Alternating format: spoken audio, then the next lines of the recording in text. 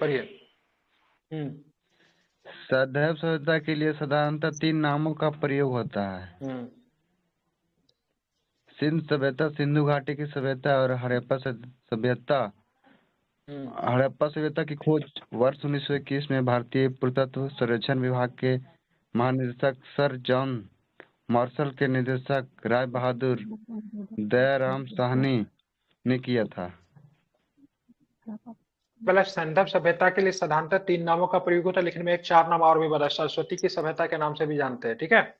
सिंध सभ्यता, सिंधु घाटी की सभ्यता और हड़प्पा के सभ्यता के नाम से जानते हैं। मुख्यतः ये इनके नाम है, ठीक है। सबसे पहले इसकी खोज की बात करें 1921 में भारतीय पुरातत्व सर्वेक्षण विभाग के महानिदेशक जो थे सर जॉन मार्शल जो थे, उनके नेतृत्व में, ठीक है, उन्हीं के निर्देशन पे, ठीक है, राय बहादुर दयाराम साहनी जी के द्वारा किया गया था। इतना तो आपको पता ही होना चाहिए, ठीक है। चलिए पढ़िए आगे। हड़प्पा पाकिस्तान के पंजाब प्रांत मोंटोगोमरी जिले वर्तमान साहिवाल में स्थित है, जबकि मोहनजोदड़ो सिंध के लरकाना जिले में स्थित है। पिंगट महादेव ने हड़प्पा और मोहनजोदड़ो को एक विस्तृत साम्राज्य की जुड़ाव राजधानियां कहा। जुड़वा, ठीक है। चलिए पूछा जाएगा, मतलब विस्तृत साम्राज्य का, हड़प्पा एवं मोहनजोदड़ो का विस्तृत साम्राज्य का जुड़वा राजधानी किसने कहा था? पिंगट महोदय ने। किसने कहा? पिंगट ने, ठीक है, ध्यान में रखेंगे। चलिए। हड़प्पा रावी नदी के बाएं तट पर, जबकि मोहनजोदड़ो सिंधु नदी के दाहिने तट पर स्थित है। देखिए आप तो सबको पता है हड़प्पा जो है रावी नदी के तट पे, लेकिन आप एग्जाम में क्या पूछेगा? हड़प्पा रावी नदी के तट पे है। अच्छा, जानता है बहुत बच्चे। ये बताओ बाएं तट पे हो कि दाएं तट पे? ऐसा प्रश्न पूछेगा तो क्या बताएंगे?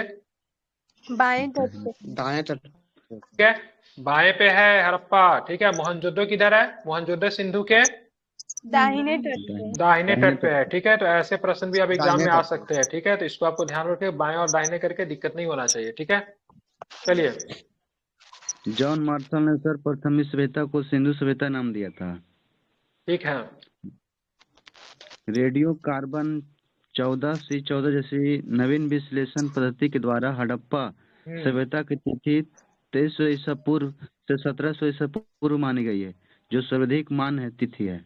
हाँ, कहीं कहीं पे 2350 से 1750 भी, जैसे लूसेंट में 2350 से 1750 लिखा होगा, बहुत जगह पे 2300 से 1700 ईसा पूर्व, ठीक है। कुछ लोग मतलब कहते हैं 2300 ईसा पूर्व से 1900 ईसा पूर्व सभ्यता अपने विकास की मतलब थी। अब ध्यान में अलग अलग लोगों ने बताया, लेकिन सर्वाधिक मान्य 2300 से 1700 या फिर 2350 से 1750, दोनों ही आंसर लेता है, ठीक है।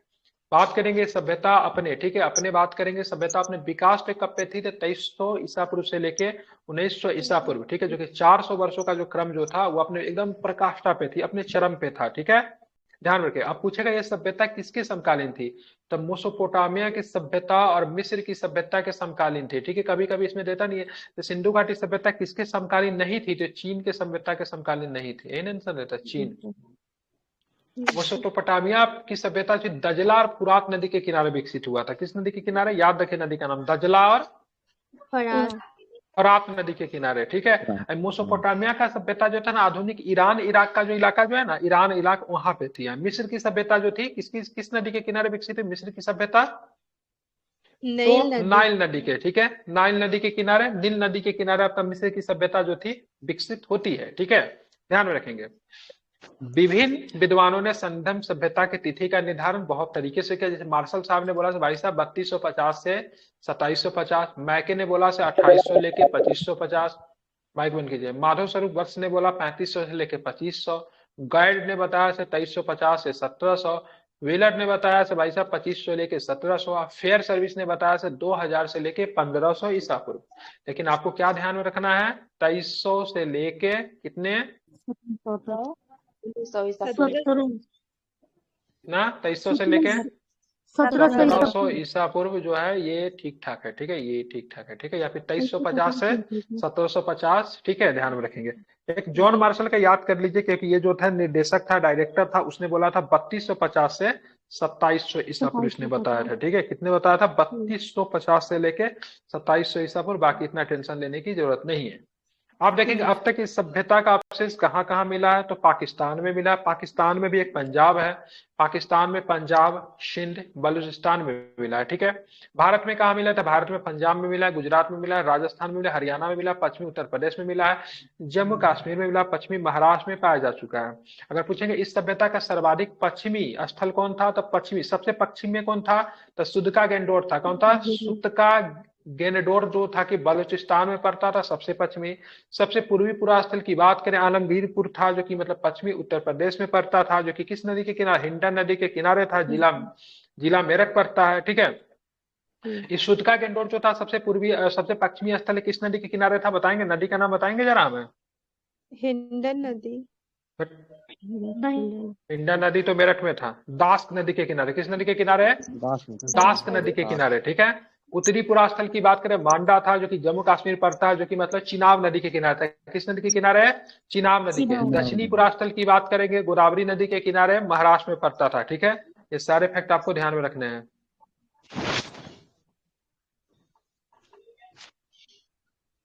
ठीक है, ध्यान में रखेंगे, ठीक है। अब बात करेंगे सिंधु घाटी सभ्यता का आकार कैसा था, इसका आकार जो था त्रिभुजाकार था, तथा वर्तमान में कितने लाख, तो 12,99,600 वर्ग किलोमीटर क्षेत्र में फैला हुआ है, थोड़ा सा कम 13 लाख वर्ग किलोमीटर आप लोग मांग सकते हैं। कभी कभी दिमाग खराब होगा एग्जामिनर का, तो पूरा पूरा डाटा देगा, तो मैं बता देता हूँ 12,99,000, क्योंकि आप हमसे पढ़ रहे हैं, तो आपको वो सारे कुछ बताया जाएगा जो कि कहीं नहीं बताया जाएगा। कितना, 12,99,600, ठीक है, ध्यान में रखेंगे, ठीक है। अप्रोक्स में कितना, तो 13 लाख वर्ग किलोमीटर क्षेत्र में ये आपको फैला हुआ था, ठीक है। इतना आपको ध्यान में रखना है, ठीक है। अब आगे चलेंगे, आगे क्या प्रश्न है, आगे भी बहुत सारा प्रश्न आपको दिखेंगे। जैसे कि बात करेंगे, प्राप्त साक्ष्यों से ज्ञात होता है कि मोहनजोदड़ो की जनसंख्या एक मिश्रित प्रजाति की थी।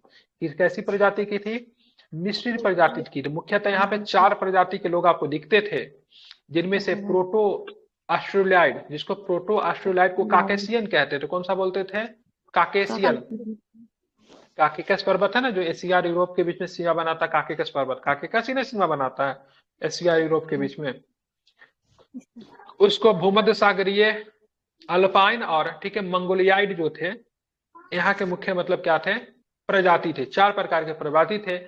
मोहनजोदड़ो के निवासी का अधिकांश लोग जो थे किसके थे, भूमध्य सागरीय जो थे, अधिकांश लोग जो थे कैसे थे, भूमध्य सागरीय थे। आप चलते हैं आगे।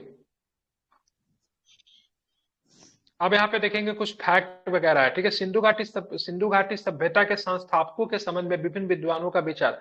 मतलब सिंधु घाटी सभ्यता का संस्थापक कौन था भाई, इतनी बड़ी सभ्यता का विकास हो गया, किन लोगों ने किया, तो डॉक्टर लक्ष्मण स्वरूप ने बोला आर्यों के द्वारा इसका विकास किया गया। गार्डन चाइल्ड में मार्टिमर व्हीलर ने बोला सुमेरियन ने इसका विकास किया। किसने किया, सुमेरियन ने किया। जबकि राखल दास बनर्जी ने बोला भाई साहब इसका विकास जो द्रविड़ ने किया था। किसने किया था, द्रविड़ ने किया था इसका विकास, ठीक है।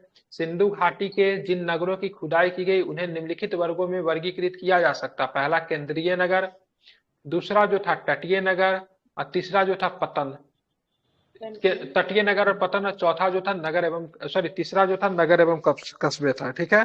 तो देखेंगे सिंधु घाटी के नगरों की खुदाई की गई तो उनको निम्नलिखित वर्गों में बांट दिया गया। सबसे पहले आप देखोगे तो केंद्रीय नगर था जो कि महत्वपूर्ण नगर था। दूसरा नंबर पे तटीय नगर था जो कि व्यापारिक केंद्र थे। पतन जो देखेंगे जैसे लोथल क्या था, पतन था, ठीक है, वहां से व्यापार होता था। और तीसरा जो था अन्य नगर एवं कस्बे जो थे कि छोटे थे। अब देखा हड़प्पा के टीले या फिर ध्वंसावशेष के बारे में सब प्रकार की जानकारी 1826 में किसने दी थी, तो चार्ल्स मैसन ने दी थी। किसने दी थी, हड़प्पा के टीले या फिर ध्वंसावशेष के विषय में जानकारी की बात करेंगे सर्वप्रथम 1826 में किसने दी थी, चार्ल्स मैसन ने दी थी। अब वर्ष 1920-21 में दयाराम सैनी के नेतृत्व में पंजाब, ठीक है, पंजाब पाकिस्तान के, ठीक है, तत्कालीन मांटगोमरी संप्रति साहिवाल जिले में रावी नदी के बाएं तट पर स्थित हड़प्पा का सर्वेक्षण मतलब क्या हुआ, प्रारंभ हुआ, ठीक है। 1920-21 और 33-34 के माधव स्वरूप वत्स ने तथा वर्ष 1946 में मार्टिमर व्हीलर ने व्यापक स्तर पर उत्खनन कराया। हड़प्पा से मतलब 2 प्रकार के टीले मिले। हड़प्पा से प्राप्त 2 टीलों की बात करेंगे में पूर्वी टीलों का नगर टीला तथा पश्चिमी टीलों को दुर्ग टीला के नाम से संबोधित किया गया, क्योंकि पश्चिमी टीला क्या था, ऊंचा था, इसलिए इसको क्या बोला गया, दुर्ग टीला बोला गया। एक चौथा आपका क्या था, नगर टीला था, ठीक है। यहाँ पे देखेंगे यहाँ से 6 कछों की 2 पंक्तियों में निर्मित कुल 12 कछों वाले एक अन्नानागार के अवशेष प्राप्त हुए, ठीक है। तो ध्यान, ये इंपॉर्टेंट है। छौ छौ कछुओं की, ठीक है, दो पंक्ति में कुल 12, ठीक है। मतलब एक पंक्ति में 6 थे, दूसरे पंक्ति में भी 6 थे। क्या थे ये? अनानागार थे। अनानागार किस लिए प्रयोग होता है? तो अनानागार ग्रेनरी, मतलब यहाँ पे मतलब अन्न को इसको अन्न कुठार बोलते हैं ना, वहां पे मतलब अन्न को मतलब जमा करके मतलब रखा जाता था, ठीक है। हड़प्पा के सामान्य आबाद क्षेत्र के दक्षिण में एक ऐसा कब्रिस्तान था, ठीक है, जिसे हम लोग किस नाम से जानते हैं? 837 के नाम से। अगर पूछेगा 837 क्या है, तो समाधि है, ठीक है, खाने पीने का चीज नहीं है, ठीक है, ध्यान में रखेंगे, ठीक है। नगर की रक्षा के लिए पश्चिमी ओर स्थित, पश्चिम की ओर में क्या था? दुर्ग था। दुर्ग के टीलों के, ठीक है, दुर्ग के टीलों का विलन है माउंट एबी की संख्या दी है। माउंट एबी, माउंट से माउंट याद रखिए। माउंट एबी का मतलब क्या था? पश्चिमी सिरा जो था हड़प्पा में, जो कि क्या था? ऊंचा था। जो ऊंचा था क्या था? वो किला था, दुर्ग था, ठीक है, ध्यान में रखेंगे। इसके अतिरिक्त यहाँ से कुछ अन्य महत्वपूर्ण अवशेषों में एक बर्तन पे बना मछुआरा का चित्र, शंख का बना बैल, स्त्री के गर्भ से निकला हुआ पौधा जिसे उर्वरता की देवी माना गया है, पीतल का बना इक्का गारी, ठीक है, ईंटों के वृत्ताकार चबूतरे, गेहूं तथा जौ के दाने के भी अवशेष आपको देखने को मिलते हैं। क्या क्या मिले हड़प्पा से? ठीक है, तो मछुआरे का चित्र मिला है, मतलब लोग मछली पकड़ना जानते थे तब तो चित्र बना नहीं। शंख का बैल बना है, ठीक है। स्त्री के गर्भ से निकला हुआ पौधा मिला है, जिसे उर्वरा की देवी माना गया है, इसलिए बोलते हैं समाज जो था मातृसात्मक था, ठीक है। पित्तल का बना इक्का मिला है, इक्का गाड़ी जो होता था, ध्यान में रखेंगे। उसका ईंटों के मतलब वृत्ताकार मतलब चबूतरे मिले हैं, गेहूं तथा जौ के दाने के अवशेष आपको देखने को। सिंधी भाषा में मोहनजोदड़ो का शाब्दिक अर्थ की बात करेंगे, मृतकों का क्या होता है? टीला होता है, ठीक है। सिंध प्रांत के लरकाना जिले में, ठीक है, सिंधु नदी के दाहिने तट पे स्थित मोहनजोदड़ो की सर्वप्रथम खोज राखलदास बनर्जी ने की, और एक खोज की बात करेंगे 1922 में हुआ। तो आपको ध्यान में रखना है मोहनजोदड़ो जो सिंधु नदी के किनारे है और दाएं तट पे, जबकि हड़प्पा की बात करेंगे रावी नदी के किनारे है, बाएं तट पे है, ठीक है। मोहनजोदड़ो का सर्वाधिक उल्लेखनीय स्मारक की बात करेंगे बृहद स्नानागार है, ठीक है। तो हड़प्पा में आपको क्या मिलेगा? हड़प्पा में आपको अनानागार मिलेगा, जबकि मोहनजोदड़ो में क्या मिलेगा? मोहनजोदड़ो में स्नानागार मिलेगा, ठीक है। अब इसकी लंबाई की बात, इसकी लंबाई उत्तर से दक्षिण की ओर 55 मीटर है, और चौड़ाई की बात करेंगे पूरब से पश्चिम की ओर 33 मीटर है। लंबाई चौड़ाई अलग है, डेट मीन्स इसकी आकार कैसी है? वृत्ताकार, त्रिभुजाकार, या फिर आयताकार, या फिर क्या बोलते हैं उसको, वर्गाकार, कैसी हो जाएगी? आपका नॉलेज बहुत अच्छा है, ठीक है। बेवकूफ आदमी जब इसका 55 मीटर नंबर चौड़ाई दिया हुआ है और लंबाई अलग दिया हुआ था, क्या बनेगा वो? ऐसे बनेगा नहीं, क्या है ये? आयताकार बनेगा ना। तो फिर कैसे, किस हिसाब से वर्गाकार या त्रिभुजाकार बोली? वर्गाकार जब होगा तो लंबाई चौड़ाई सब कुछ बराबर होता वर्ग में, ठीक है। ये कॉमन सेंस है मैथ का, 5वां 6ठा क्लास में मैथ पढ़ाया जाता है ये। से आयत किसको कहेंगे? आयत में लंबाई चौड़ाई अलग अलग होता है, ठीक है। आयत क्या होता है? आयत में आमने सामने की भुजा ये बराबर, ये बराबर, आमने सामने की भुजा बराबर होती है, ठीक है। और वृत्ता, इसमें क्या होता है? अभी मैथ भी पढ़ाना है, ठीक है। ये क्या होता है? ये क्या है? वर्ग है। ये सब बराबर, ठीक है। चलिए, तो ध्यान में रखेंगे। तो इसकी लंबाई कितनी है? तो इसकी लंबाई उत्तर से दक्षिण में 55 मीटर है, जबकि चौड़ाई पूरब से पश्चिम को 33 मीटर है। इसके मध्य निर्मित स्नान कुंड की लंबाई की, ये याद रखिएगा, स्नान कुंड की लंबाई 11.8 मीटर, चौड़ाई 7.1 मीटर, और गहराई की बात करेंगे 2.4 मीटर है। इंपोर्टेंट है, याद रखिएगा। कितनी है? 11.8 मीटर, चौड़ाई 7.01 मीटर, और गहराई कितनी है? 2.43 मीटर है। यह विशाल स्नानागार धर्मानुष्ठान संबंधी स्नान के लिए था। किस लिए था? सामूहिक स्नान करते थे। जब धार्मिक स्नान जो होता है उस समय सामूहिक स्नान किया जाता था, ठीक है। हम लोग भी कभी कभी धार्मिक स्नान करते हैं पूजा पाठ के समय में, गंगा स्नान के लिए जाते हैं ना, तो उसी तरह का कोई धार्मिक काम होता था तो उस समय स्नान किया जाता था।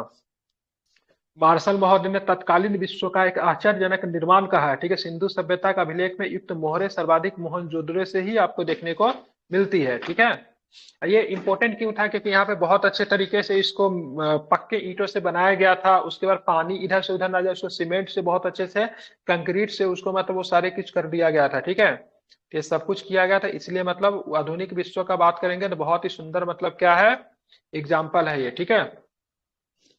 मोहनजोदड़ो की अन्य इमारत की बात करेंगे। मोहनजोदड़ो की एक अन्य इमारत की कौन है? तो विशाल स्नानागार है, ठीक है, जो कि 45.72 मीटर लंबा, ठीक है, 22.86 मीटर चौड़ा बृहद स्नानगार के उत्तर पूर्व में 70.1 गुने 22.77 मीटर के आकार का एक विशाल भवन के अवशेष भी मिले हैं। संभवतः ये भवन जो था मंदिर नहीं था, पुरोहित का निवास था। ठीक है, यहाँ पुरोहितों का विद्यालय स्थित रहा होगा। मोहनजोदड़ो की प्रमुख विशेषता उसकी सड़कें थी। मुख्य सड़क 9.15 मीटर चौड़ी थी, जिसे राजपथ कहते थे। क्या बोलते थे उसको? राजपथ। मुख्य शहर को क्या बोलते थे? मुख्य शहर, सॉरी, सड़क को मतलब क्या बोलते हैं? राजपथ बोलते थे। राजपथ सड़क जी सीधी दिशा में एक दूसरे को मतलब समकोण पे काटती थी। ठीक है, उनके वर्गाकार तथा चतुर्भुजाकार खंडों में विभाजित करती थी। सड़क जो थी एक दूसरे को क्या करती थी? ऐसे सड़क जा रही है, फिर उधर से एक सड़क जा रही है, ऐसे काट देगी। इधर समकोण बन गया, इधर भी समकोण बन गया, इधर भी समकोण बन गया। ठीक है, यहाँ पे काटी समकोण, इधर से एक सड़क आई, यहाँ पे काट दी, यहाँ पे काट दी, यहाँ पे काट दी। ठीक है, तो इस तरह की सड़कें थी। इसको कौन सा पद्धति बोलते थे? ग्रिड मेथड बोलते थे। क्या बोलते थे? ग्रिड पद्धति इसको बोला जाता था। ठीक है, ध्यान, कौन सी पद्धति? ग्रिड पद्धति इसको बोलते थे, ग्रिड सिस्टम। अभी वर्तमान स्वरूप में स्मार्ट सिटी वगैरह जो बना जा रहा है, इसी सिस्टम पे बनता है। उस समय लोग उतने समझदार हुआ करते थे। सड़कों को एक दूसरे के समकोण पर काटने को ऑक्सफोर्ड सर्कस नाम दिया गया था। क्या बोला जाता था? Oxford circus. ठीक है, एक नया शब्द सीख लीजिए, ऑक्सफोर्ड सर्कस कहा जाता था। मोहनजोदड़ो के पश्चिमी भाग में स्थित दुर्ग टीलों को स्तूप टीला भी कहा जाता है, क्योंकि यहाँ पर कुषाण शासकों ने एक स्तूप का निर्माण करवाया था। ठीक है, कुषाण शासकों की राजधानी कहाँ हुई कहती थी? कुषाण शासकों की राजधानी पुरुषपुर थी, जिसको हम लोग पेशावर के नाम से भी जानते हैं। ठीक है, ध्यान में रखेंगे। ठीक है, जो कि पाकिस्तान में ही था। मोहनजोदड़ो से प्राप्त अन्य अवशेषों में कांसे की बनी नृत्य रत्न नारी की मूर्ति, पुजारी की मूर्ति, मुद्रा पे अंकित पशुपतिनाथ शिव की मूर्ति, कुंभकारों के 6 भट्टे, सूती कपड़ा, हाथी का कपाल खंड, गले हुए तांबे की ढेर, सीपी की बनी हुई पटरी, अंतिम स्तर पर बिखरे हुए एवं कुएं से प्राप्त नर कंकाल, घोड़े के दांत भी मिले हैं, एवं गीली मिट्टी एवं कपड़े के साक्ष्य भी आपको मोहनजोदड़ो से आपको देखने को मिले हैं। मोहनजोदड़ो से 130 किलोमीटर दक्षिण पूर्व में स्थित एक जगह था जिनको बोले चहुंद्रे। चहुंद्रों की खोज 1931 में किसने की? तो एनजी मजुमदार ने की। किसने की चहुंद्रों को खोज? तो एनजी मजुमदार ने चहुंद्रों की खोज की। वर्ष 1935-36 में इसका उत्खनन किसने किया? मैके ने किया। ठीक है, चहुंद्रों का उत्खनन किसने किया? मैके ने किया, लेकिन खोज मजुमदार साहब ने की थी।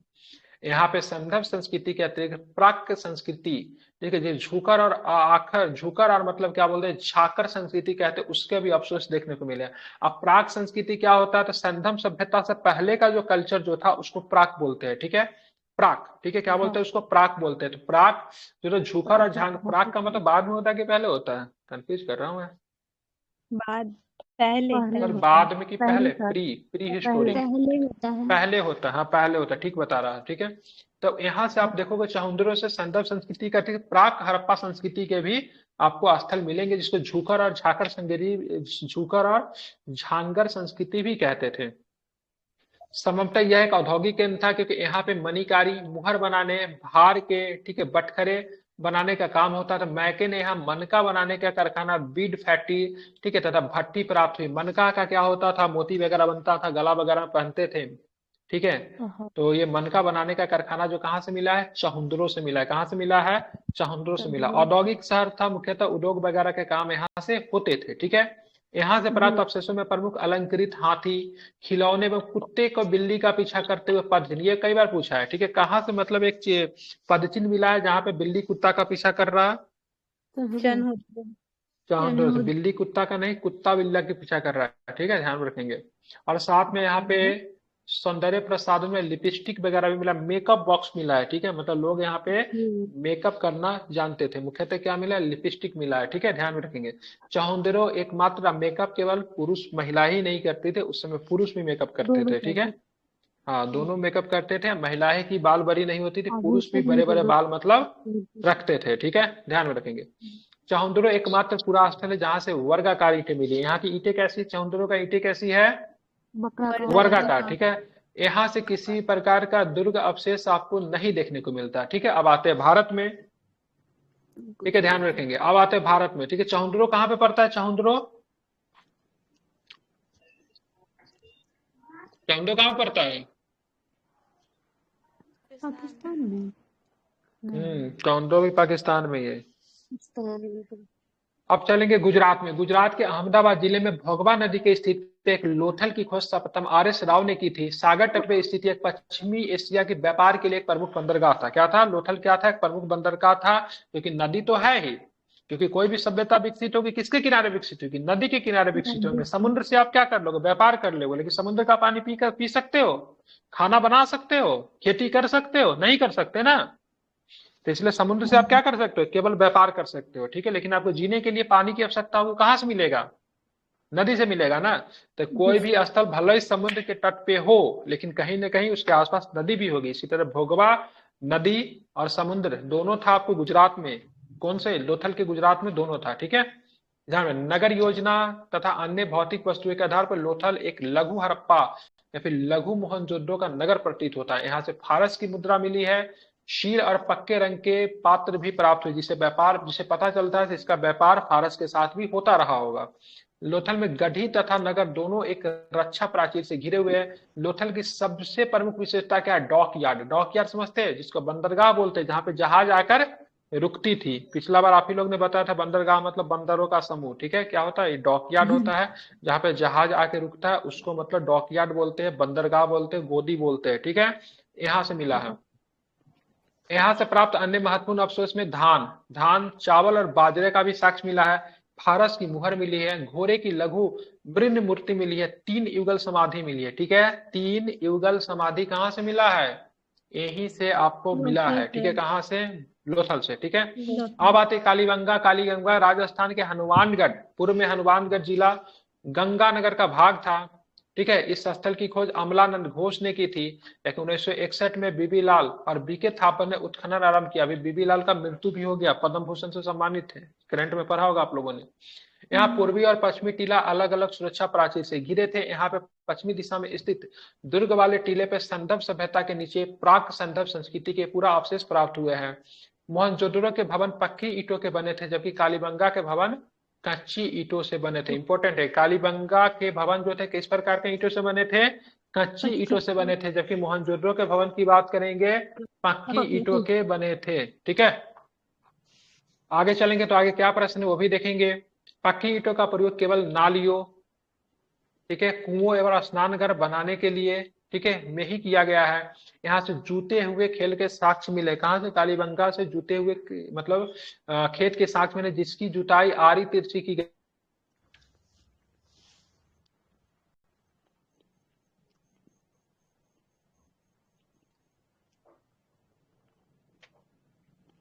आवाज नहीं आ रहा।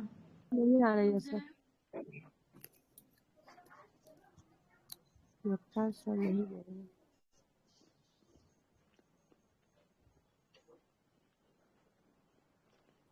हेलो हेलो, ठीक है सर। स्क्रीन दिख रहा है? जी सर। नो सर, इसलिए नहीं दिख रहा। दिख रहा है। नहीं दिख रहा सर, वाइट दिख रहा है मुझे तो।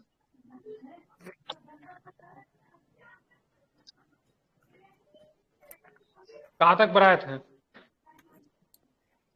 यहीं तक। हम्म, यहीं तो है। यहीं तक सर। ठीक है। मोहनजोदड़ो व हड़प्पा के समान यहाँ पे 2 टीले मिले जो सुरक्षा दीवारों से घिरे हैं। पूर्व की ओर स्थित टीला जो था बड़ा था, जबकि पश्चिम के तरफ टीला जो था छोटा था। पश्चिमी टीलों को कालीबंगा प्रथम का नाम दिया गया है। यहाँ से भूकंप आने का साक्ष्य मिला। कालीबंगा से क्या मिला है? इंपोर्टेंट है, क्या मिला कालीबंगा से?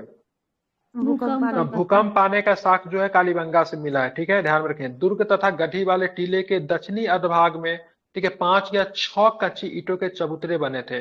एक चबूतरे पे अग्निकुंड कुआं, ठीक है, एक चबूतरे पे अग्निकुंड कुआं तथा पक्की ईंटों का बना आयताकार गर्त था, जिसमें पशुओं की हड्डियां, ठीक है, थी, ठीक है। दूसरे चबूतरों पे 7 अग्निकुंड या फिर वेदिकाएं, ठीक है, एक पंक्ति में बनी थी, ठीक है। यहाँ से सेलखरी तथा मिट्टी के मुहरे, ठीक है, एवं मृदभान के टुकड़े भी आपको देखने को मिला है, ठीक है। सेलखरी जिसको स्ट्रेटाइट कहते हैं, इससे क्या बनती थी? मुहरे बनती थी, ठीक है। धौलावीरा की बात करें, धौलावीरा जो था गुजरात के रन के कच्छ में अवस्थित है। इसको यूनेस्को के द्वारा विश्व स्मारक स्थल घोषित किया गया है ना। कितना नंबर का? 40। 41 नंबर का कौन है? 48 वो है रविन्द्रनाथ टैगोर का। 42 शांति निकेतन। होयसलेश्वर मंदिर। 40। रमप्पा काकतीय रुद्रेश्वर तेलंगाना वाला। 38वां। पता नहीं। वेरी गुड, हमको भी नहीं पता, शायद कुछ नहीं, परफेक्ट बताइए क्या होगा। ठीक है, चलिए। धौलावीरा गुजरात के कच्छ रण में अवस्थित है। सर्वप्रथम 1967-68 में इसकी खोज किसने की थी? जेपी जोशी ने की थी। या वर्ष 1990-91 के दौरान RS बिष्ट के द्वारा व्यापक पैमाने में उत्खनन का कार्य प्रारंभ किया गया। यह नगर कैसा है? तो यह नगर आयताकार बना हुआ है। इस नगर को 3 भागों में, ठीक है, इस पहला नगर इसको 3 भागों में, ठीक है, किला, मध्य नगर तथा निचला नगर में विभाजित किया गया धौलावीरा को। ठीक है, यहाँ से विशाल जलाशय मिला है। यहाँ के निवासी उन्नत जल प्रबंधन व्यवस्था से परिचित थे। रीजन क्या था? गुजरात के कच्छ के रण में था, तो कच्छ में पानी मिलेगा? नहीं मिलेगा ना कच्छ में पानी। इसलिए पानी को किस तरीके से संचय किया जाए, पानी को किस तरह से बचा के रखा जाए, तो यहाँ के लोगों को सारी गुण आती थी। ठीक है, यहाँ से हड़प्पा लिपि के बड़े आकार के 10 चिन्हों वाला मतलब क्या मिला है? एक शिलालेख भी मिला है। ये भी आपके लिए इंपॉर्टेंट है। ठीक है, याद रखेंगे इसको। अब आगे चलेंगे। सुरकोटेता गुजरात के कच्छ जिले में स्थित है। यह नगर 2 दुर्गीकृत भागों गड्ढी तथा आवास क्षेत्र में विभाजित था। यहाँ के कब्रिस्तान से कलश समाधान के साक्ष्य मिले हैं। ठीक है, यहाँ घोड़े की कुछ हड्डियों के साक्ष्य मिले हैं। दैमाबाद महाराष्ट्र के अहमदनगर जिले के परबरा नदी के बाएं में, ठीक है, दैमाबाद महाराष्ट्र के अहमदनगर जिले के कौन सा नदी है? परबरा नदी। ठीक है, कौन सा नदी है? परबरा नदी पे स्थित है। ठीक है, कहाँ पे? नदी इसका इंपोर्टेंट है, चर्चा नदी नहीं, इसलिए ध्यान में रखिए। दैमाबाद महाराष्ट्र की कौन सा नदी? ठीक है, परबरा नदी के बाएं किनारे पे स्थित है। ठीक है, परबरा नदी। ठीक है, यह संदर्भ सभ्यता का सबसे दक्षिणी स्थल है। यहाँ से रथ चलाते हुए मनुष्य, सांड, गैंडे की आकृतियां प्राप्त हुई है। यहाँ से कुछ मृद भांड, शंडम लिपि की एक मुहर, ठीक है, तस्तरी, प्याले आदि के साक्ष्य मिले हैं। राखी गढ़ी हरियाणा के हिसार जिले के किस नदी के किनारे? राखी गढ़ी घग्गर नदी के किनारे। ठीक है, इस स्थल की खोज 1969 में किसने की थी? तो सूरज बांध ने की थी। नवीनतम शोध के अनुसार सबसे बड़ा संदर्भ स्थल की बात करेंगे तो राखी गढ़ी ही है। ठीक है, ध्यान में रखेंगे। नवीनतम खोजों के अनुसार सबसे बड़ा संदर्भ स्थल राखी गढ़ी है। ठीक है, ध्यान में रखेंगे। रोपर की बात करें, पंजाब में पड़ता था। किस नदी के किनारे था रोपर? तो सतलज नदी के बाएं तट पे था। इसी नदी में क्या मिला है? तो सतलज नदी में क्या मिला है? टैंटलम मिला है। क्या मिला है? टैंटेलम मिला है। ठीक है, इसका आधुनिक नाम क्या है? रोपर का आधुनिक नाम क्या है? रूपनगर। ठीक है, वर्ष 1950 में इसकी खोज बीबी लाल ने तथा वर्ष 1953-55 के दौरान यगदत्त शर्मा ने इसकी खुदाई करवाई। ठीक है, यगदत्त शर्मा ने इसकी खुदाई करवाई। यहाँ से मृद भांड, सेल खरी की मुहर, ठीक है, चट के बटखरे, चट से क्या बनते थे? एक विशेष प्रकार का पत्थर था, इसके क्या बनता था? बटखरा बनता था। एक छुरा मिला है, तांबे के बनाग्र मिला तथा कुल्हाड़ी आदि प्राप्त हुआ है। कहाँ से? कुल्हाड़ी कहाँ से? रोपर से मिला है। यहाँ के मनुष्य के साथ पालतू कुत्ते को दफनाए जाने का भी साक्ष्य मिला है। ठीक है, अगर एग्जाम में अगर दे सिंधु घाटी सभ्यता का स्थल बताइए जहां पे मनुष्य के साथ पालतू कुत्ता का दफनाए जाने का मिला है, तो आप इसमें ना, ठीक है, ब्रुजहोम मत मार दीजिएगा कि ब्रुजहोम जो है सिंधु घाटी सभ्यता का स्थल नहीं है। ठीक है, ब्रुजहोम भी रहेगा ना, और रोपर रहेगा तो रोपन मारिएगा, ब्रुजहोम मत मारिएगा क्योंकि ब्रुजहोम सिंधु घाटी सभ्यता का स्थल नहीं है। ठीक है, ध्यान में रखिएगा। एग्जाम में दे देता है कभी कभी, दोनों चीज प्राप्त हुआ, पता चला जिस स्थल को मार के वहां से भी कुत्ता के साथ मनुष्य को तो दफनाया, लेकिन वो इंडस वैली सिविलाइजेशन का स्थल ही नहीं है। ठीक है, तो गलत हो जाएगा और उसको 1 नंबर जोड़ के चलेगा, लेकिन मिलने वाला कुछ नहीं है। रंगपुर की बात करें, गुजरात के सौराष्ट्र क्षेत्र में, यहाँ से प्राक हड़प्पा, ठीक है, प्राक हड़प्पा, हड़प्पा और उत्तर हड़प्पा कालीन सभ्यता के साक्ष्य मिले। यहाँ से प्राप्त वनस्पति अवशेष के आधार पर कहा जा सकता है कि वे लोग चावल, बाजरा एवं ज्वार की खेती मतलब क्या करते थे? ठीक है, आप चलते हैं कुछ नदी। ठीक है, हड़प्पा बताइए किस नदी के किनारे था? मोहनजोदड़ो, सिंधु, कालीबंगा, लोथल, भोगवा, रोपर, सतलज, मांडा, चिनाब, दामाबाद, आलमगीरपुर, सुतका गेंडोर, भगवानपुरा, सरस्वती नदी। चलिए अब आलमगीरपुर आलमगीरपुर उत्तर प्रदेश के मेरठ जिले में हिंडन नदी के किनारे स्थित है। यहाँ से खुदाई मृदभांड एवं मनके मिले। यहाँ कुछ बर्तनों पर त्रिभुज, मोर, गिलहरी इत्यादि की चित्रकारियां मिलती है। हुलास की बात करेंगे, अभी सिंधु घाटी सभ्यता का, तो उत्तर प्रदेश के सहारनपुर जिले में स्थित है। यहाँ से कांचली मिट्टी के मनके, चूड़ी, खिलौनागारी आदि मिले हैं। संदर्भ लिपि युक्त का एक ठप्पा का भी साक्ष्य मिला है। देसलपुर भी एक रक्षा प्राचीर मिला। देसलपुर ध्यान में, देसलपुर से एक रक्षा प्राचीर मिला है। अब आते सुदका गंडोर स्थल दक्षिणी बलूचिस्तान में, ठीक है, दासक नदी के किनारे स्थित है। इसकी खोज 1927 में स्टीन ने की थी। इसका फाउंडर का नाम पूछता है, किसने? RL स्टीन ने की थी। इसका दुर्ग एक प्राकृतिक चट्टान के ऊपर स्थित था। यहाँ से मृदभांड, एक त्राम निर्मित बनाग्र, ठीक है, त्राम निर्मित ब्लेड के टुकड़े, 3 कोने तिखरे तथा मिट्टी के सूर्यों के अवशेष भी आपको प्राप्त हुए हैं। सोतका गंडोर के पूर्व में स्थित है। सोतका की बात करेंगे, ठीक है, सोतका गंडोर के पूर्व में स्थित है। वर्ष 1962 में इसकी खोज, ठीक है, डेल्स के द्वारा की गई। यहाँ से 2 टीले मिले जिसके आकार सोतका गंडोर के जैसे ही है। बलूचिस्तान के आप जाएंगे, बलूचिस्तान के दक्षिण तटवर्ती पट्टी पे स्थित बालाकोट, ठीक है, बालाकोट एक बंदरगाह के रूप में कार्य करता था। बालाकोट स्ट्राइक जो हुआ था पाकिस्तान में पता, यहाँ पर भी क्या था? समुद्र था। यहाँ से पूर्व हड़प्पा कालीन अवशेष प्राप्त हुए। इसकी नगर योजना सुनियोजित थी। भवनों के निर्माण कच्ची ईंटों का था, जबकि नालियों के निर्माण में पक्की ईंटों का प्रयोग किया गया था। कैसा? तो ध्यान में रखेंगे, कालीबंगा की तरह ही। यहाँ पे सबसे समृद्ध उद्योग सीप उद्योग था, ठीक है, ध्यान रखें, क्योंकि क्या था, बालाकोट में समुद्र है तो कौन सा उद्योग हो सकता है? सीप उद्योग तो होना वास्तविक है ना। यहाँ से हजारों की संख्या में सीप की बनी चूड़ियां एवं टुकड़े भी आपको देखने को मिली है। बनावली की बात हरियाणा में पड़ता है। जिला फतेहाबाद पूर्व में हिसार का भाग था, ठीक है। वर्ष 1974-77 में RS बिष्ट के द्वारा इस स्थल का उत्खनन करवाया गया। यहाँ से संस्कृति के 3 स्तर प्रकाश में आए, ठीक है, प्राक संदर्भ, ठीक है, विकसित संदर्भ और उत्तर संदर्भ, ठीक है, ध्यान में रखेंगे सारे के सारे। प्राक संदर्भ मतलब पहले वाला, विकसित संदर्भ मतलब वर्तमान का, और ठीक है, उत्तर संदर्भ मतलब बाद का। मतलब तीनों जगह जो है आपको कहाँ पे मिला? तो तीनों के तीनों जगह बनावली हरियाणा से आपको देखने को मिला है। यहाँ की सड़कें नगर को, ठीक है, तारांकित मतलब स्टार शेप्ड भागों में विभाजित करती है। यहाँ से मुहरे, बटखरे, लाजवद, ठीक है, लाजवद जो था भवन निर्माण की सामग्री था, इसको लाजवद बोलते हैं।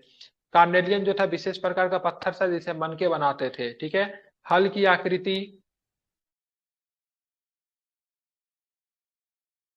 आकृति, खिलौने, तांबे के बनाग्र आदि के साक्ष्य मिले हैं। भगवानपुरा ध्यान में रखिएगा, हरियाणा के कुरुक्षेत्र जिले में सरस्वती नदी के दक्षिणी किनारे पर स्थित है भगवानपुरा।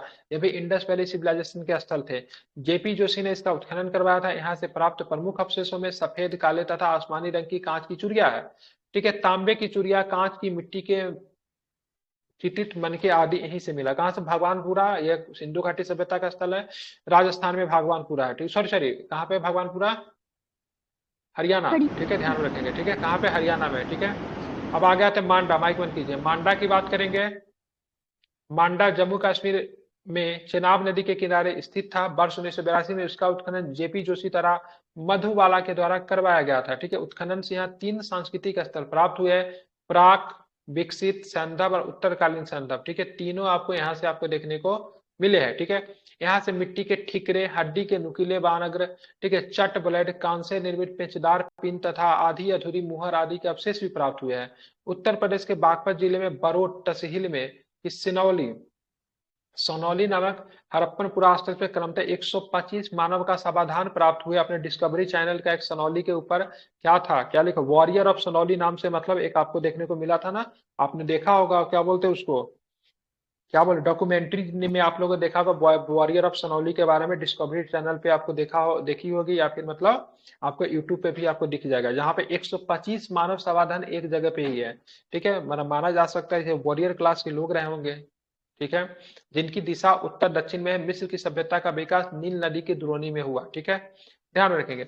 मिस्र को क्या बोलते हैं? नील नदी का उपहार कहते हैं, क्योंकि इस नदी के अभाव में यह भूभाग रेगिस्तान होता है, ठीक है। सुमेरिया के सभ्यता के लोग प्राचीनतम विश्व के प्रथम लिपि का आविष्कर्ता थे, मतलब लिखना पढ़ना जानते हैं। सबसे प्राचीनतम लिपि कौन है? तो सुमेरियन लिपि जो है सबसे प्राचीनतम लिपि है। अब आते हैं लैपटॉप डाउन, 1 मिनट, अब आते हैं, ठीक है, 1 मिनट। खुदाई से प्राप्त बहुसंख्यक नारी मूर्तियों से अनुमान लगाया जा सकता है कि संदर्भ सभ्यता का समाज कैसा था। क्या बताएंगे, कैसा समाज था? तो समाज की बात करेंगे, समाज की बात करें, मातृदिशात्मक समाज था। कैसा समाज था? मातृदिशात्मक समाज था। संधव लोग शाकाहारी तथा मांसाहारी दोनों प्रकार के भोजन करते थे। उनके वस्त्र ऊनी और सूती दोनों प्रकार के होते थे। कंठहार, कर्णमूल, करा, भुजबंद, अंगूठी, हसूली, करधनी आदि आभूषण भी पहनते थे। ठीक है, ध्यान रखेंगे। नौसारों से स्त्रियों के मांग में सिंदूर के प्रमाण भी आपको मिले, जो हिंदू धर्म के सुहाग का मतलब प्रतीक है। संदर्भ काल में पासा जो था प्रमुख खेल था। पासा समझते हैं ना क्या होता है? जी सर। बिल्कुल समझते हैं तो बहुत बढ़िया। ठीक है, सिंधु घाटी सभ्यता के लोगों का मुख्य, हाँ, सिंधु घाटी सभ्यता के लोगों का मुख्य खाद्यान्न गेहूं और जौ थे।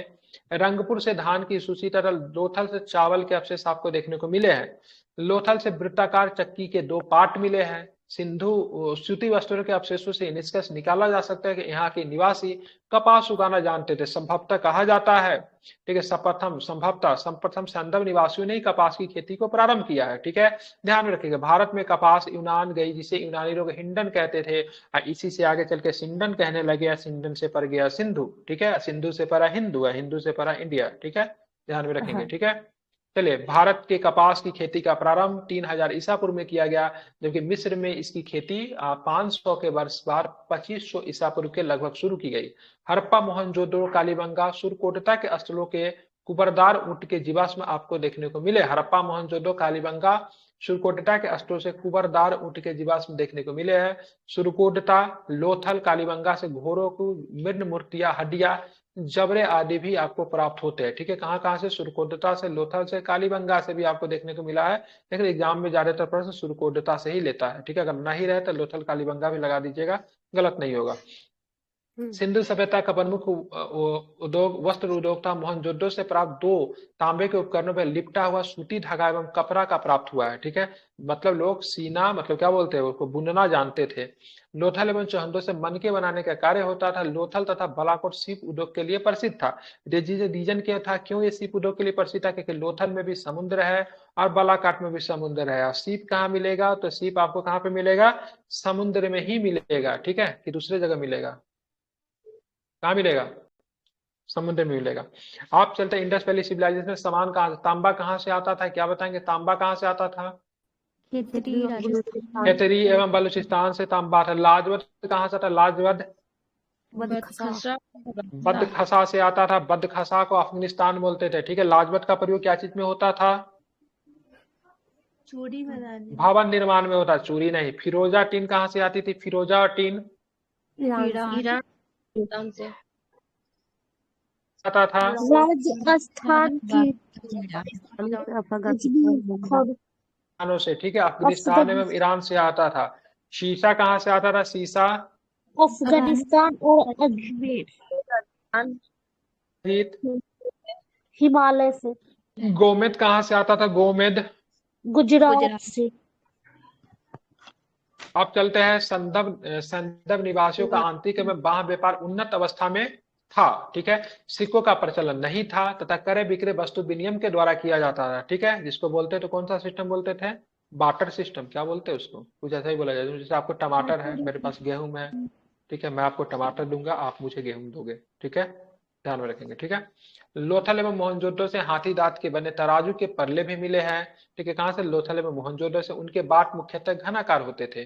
कुछ बाट बेलनाकार भी होते थे, ढोलाकार भी होते थे, वर्तुलाकार भी होते थे। ठीक है, सारगोन युगीन सुमेरियन लेख से ज्ञात होता है कि मेलुहा, दिलमुन तथा मगन के साथ मोसोपोटामिया के साथ व्यापारिक संबंध थे। मेलुहा, दिलमुन तथा मगन के साथ मोसोपोटामिया के साथ व्यापारिक संबंध थे।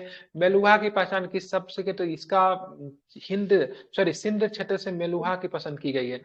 दिलमुन का मतलब क्या था? ये प्रश्न पूछा हुआ फारस की खाड़ी और बहरीन से की गई। मेलुहा का सिंध क्षेत्र, दिलमुन का, ठीक है, फारस की खाड़ी और बहरीन से की गई है। सुमेरी अभिलेखों में दिलमुन को साफ सुथरे नगरों का स्थान या सूर्योदय का क्षेत्र भी हाथियों का देश कहा गया। किसे? दिलमुन को। दिलमुन का मतलब क्या? फारस। फारस का मतलब क्या? ईरान या फिर बहरीन कह लीजिए। उसको साफ सुथरे नगरों का स्थान, सूर्योदय का क्षेत्र, हाथियों का देश कहा गया। मिस्र के साथ व्यापारिक संबंध का पता लोथल से प्राप्त मम्मी की एक आकृति से पता चलता है। मम्मी की आकृति नहीं थी। मम्मी, मम्मी समझते नहीं क्या होता है? Yes sir. अरे घर वाला मम्मी नहीं, ठीक है, मम्मी क्या होता है, मिस्र में जब लोग जब मर जाते थे तो उनको विशेष प्रकार के लेप में लपेट कर, ठीक है, उनको लंबे समय तक उनको रख दिया जाता था, ठीक है, ताकि उनका हाँ बॉडी ये कभी वाली खराब ना बात हो। है। उनको मम्मी कहते हैं, ठीक है। तो कहाँ से मिला है? लोथल से मिला है मम्मी। तो पता क्या चलता है, तो मम्मी तो भाई साहब कहाँ रहेगा, मिस्र में ही रहेगा। तो इनका व्यापार किसके साथ होता था? मिस्र के साथ भी व्यापार होता था, ठीक है। संदर्भ सभ्यता में मूर्ति कला, वास्तुकला, उत्कीर्ण कला, ठीक है, मृदभांड कला आदि के उन्नत होने के प्रमाण भी आपको देखने को मिलते हैं, ठीक है। मोहनजोदड़ो से एक संयुक्त पशु मूर्ति प्राप्त हुई है जिसमें शरीर भेड़ तथा मस्तक सुरदार हाथी का है। हड़प्पा की पाषाण मूर्तियों के दो सिर रहित मानव मूर्तियां उल्लेखनीय है, ठीक है। धातु मूर्तियां लुप्त मोम तथा मधु, ठीक है, मधु चक्षुषित भी मतलब लॉस्ट वैक्स पद्धति से बनाई गई, लॉस्ट वैक्स पद्धति कहते हैं, ध्यान में रखेंगे, ठीक है। मोहनजोदड़ो से प्राप्त नर्तकी की कांस्य मूर्ति अत्यंत मतलब प्रसिद्ध है। कहां से प्राप्त हुआ है? लोथल से, ठीक है। ध्यान रखें, लोथल से कुट्टे तथा कालीबंगा से त्राम मूर्ति भी प्राप्त हुई है। चौहंदो से प्राप्त इक्का गाड़ी इंपोर्टेंट है, बैलगाड़ी की मूर्तियां उल्लेखनीय है, जो कि कहां से प्राप्त हुआ है? चौहंदरो से प्राप्त हुआ है, ठीक है। मृद मूर्तियों में पुरुषों, स्त्री और पशु पक्षी की मूर्ति भी बनाई जाती है। पुरुष के भी बनाते थे, स्त्री के भी बनाते थे, अब पशु पंक्षी के भी मतलब मूर्तियां प्राप्त हुई है, ठीक है। लेकिन मानव मूर्तियां में अधिकतर मूर्तियां किसकी प्राप्त हुई है? पुरुष के की महिला का? तो कभी भी ऐसा प्रश्न आएगा तो क्या बताएंगे, किनका हुआ है? पुरुष। बिल्कुल पुरुष का हुआ है, ठीक है। सर्वाधिक मृद मूर्तियां पशु पक्षियों की प्राप्त हुई है। सर्वाधिक किसका प्राप्त हुआ है? तो पशु पक्षियों की प्राप्त हुई है सर्वाधिक मृद मूर्ति, ठीक है। संदर्भ काल में सर्वाधिक मुहरें किससे बनी होती? स्केल खड़ी की बनी होती, इंग्लिश में इसको स्टेटाइट कहते हैं, ठीक है। इसके अतिरिक्त कांचली मिट्टी, चट, गोमेड मिट्टी आदि के भी मुहरे बनती थी। चट का क्या बनता था? बटखरा बनता था। क्या बनता था? चट का मतलब क्या बोलता है? बटखरा वाला। गोमेड की बात करें, भवन के निर्माण में इसका प्रयोग होता था, ठीक है। अधिकांश मुहरे की बात की वर्गाकार या फिर चकोर होती थी, क्योंकि कुछ मुहरे के आकार घनाकार, गोलाकार, बेलनाकार भी होती थी। सिंधु सभ्यता के मुहरे पर सर्वाधिक अंकन किस पशु का मिला है? तो एक श्रृंगी वाला बैल का मिला है, ठीक है। उसके बाद कुबर वाला बैल है। पशुपति शिव का प्रमाण मोहनजोदड़ो से प्राप्त एक मुहर से प्राप्त होता है जिसमें योगी की आकृति बनी है, ठीक है।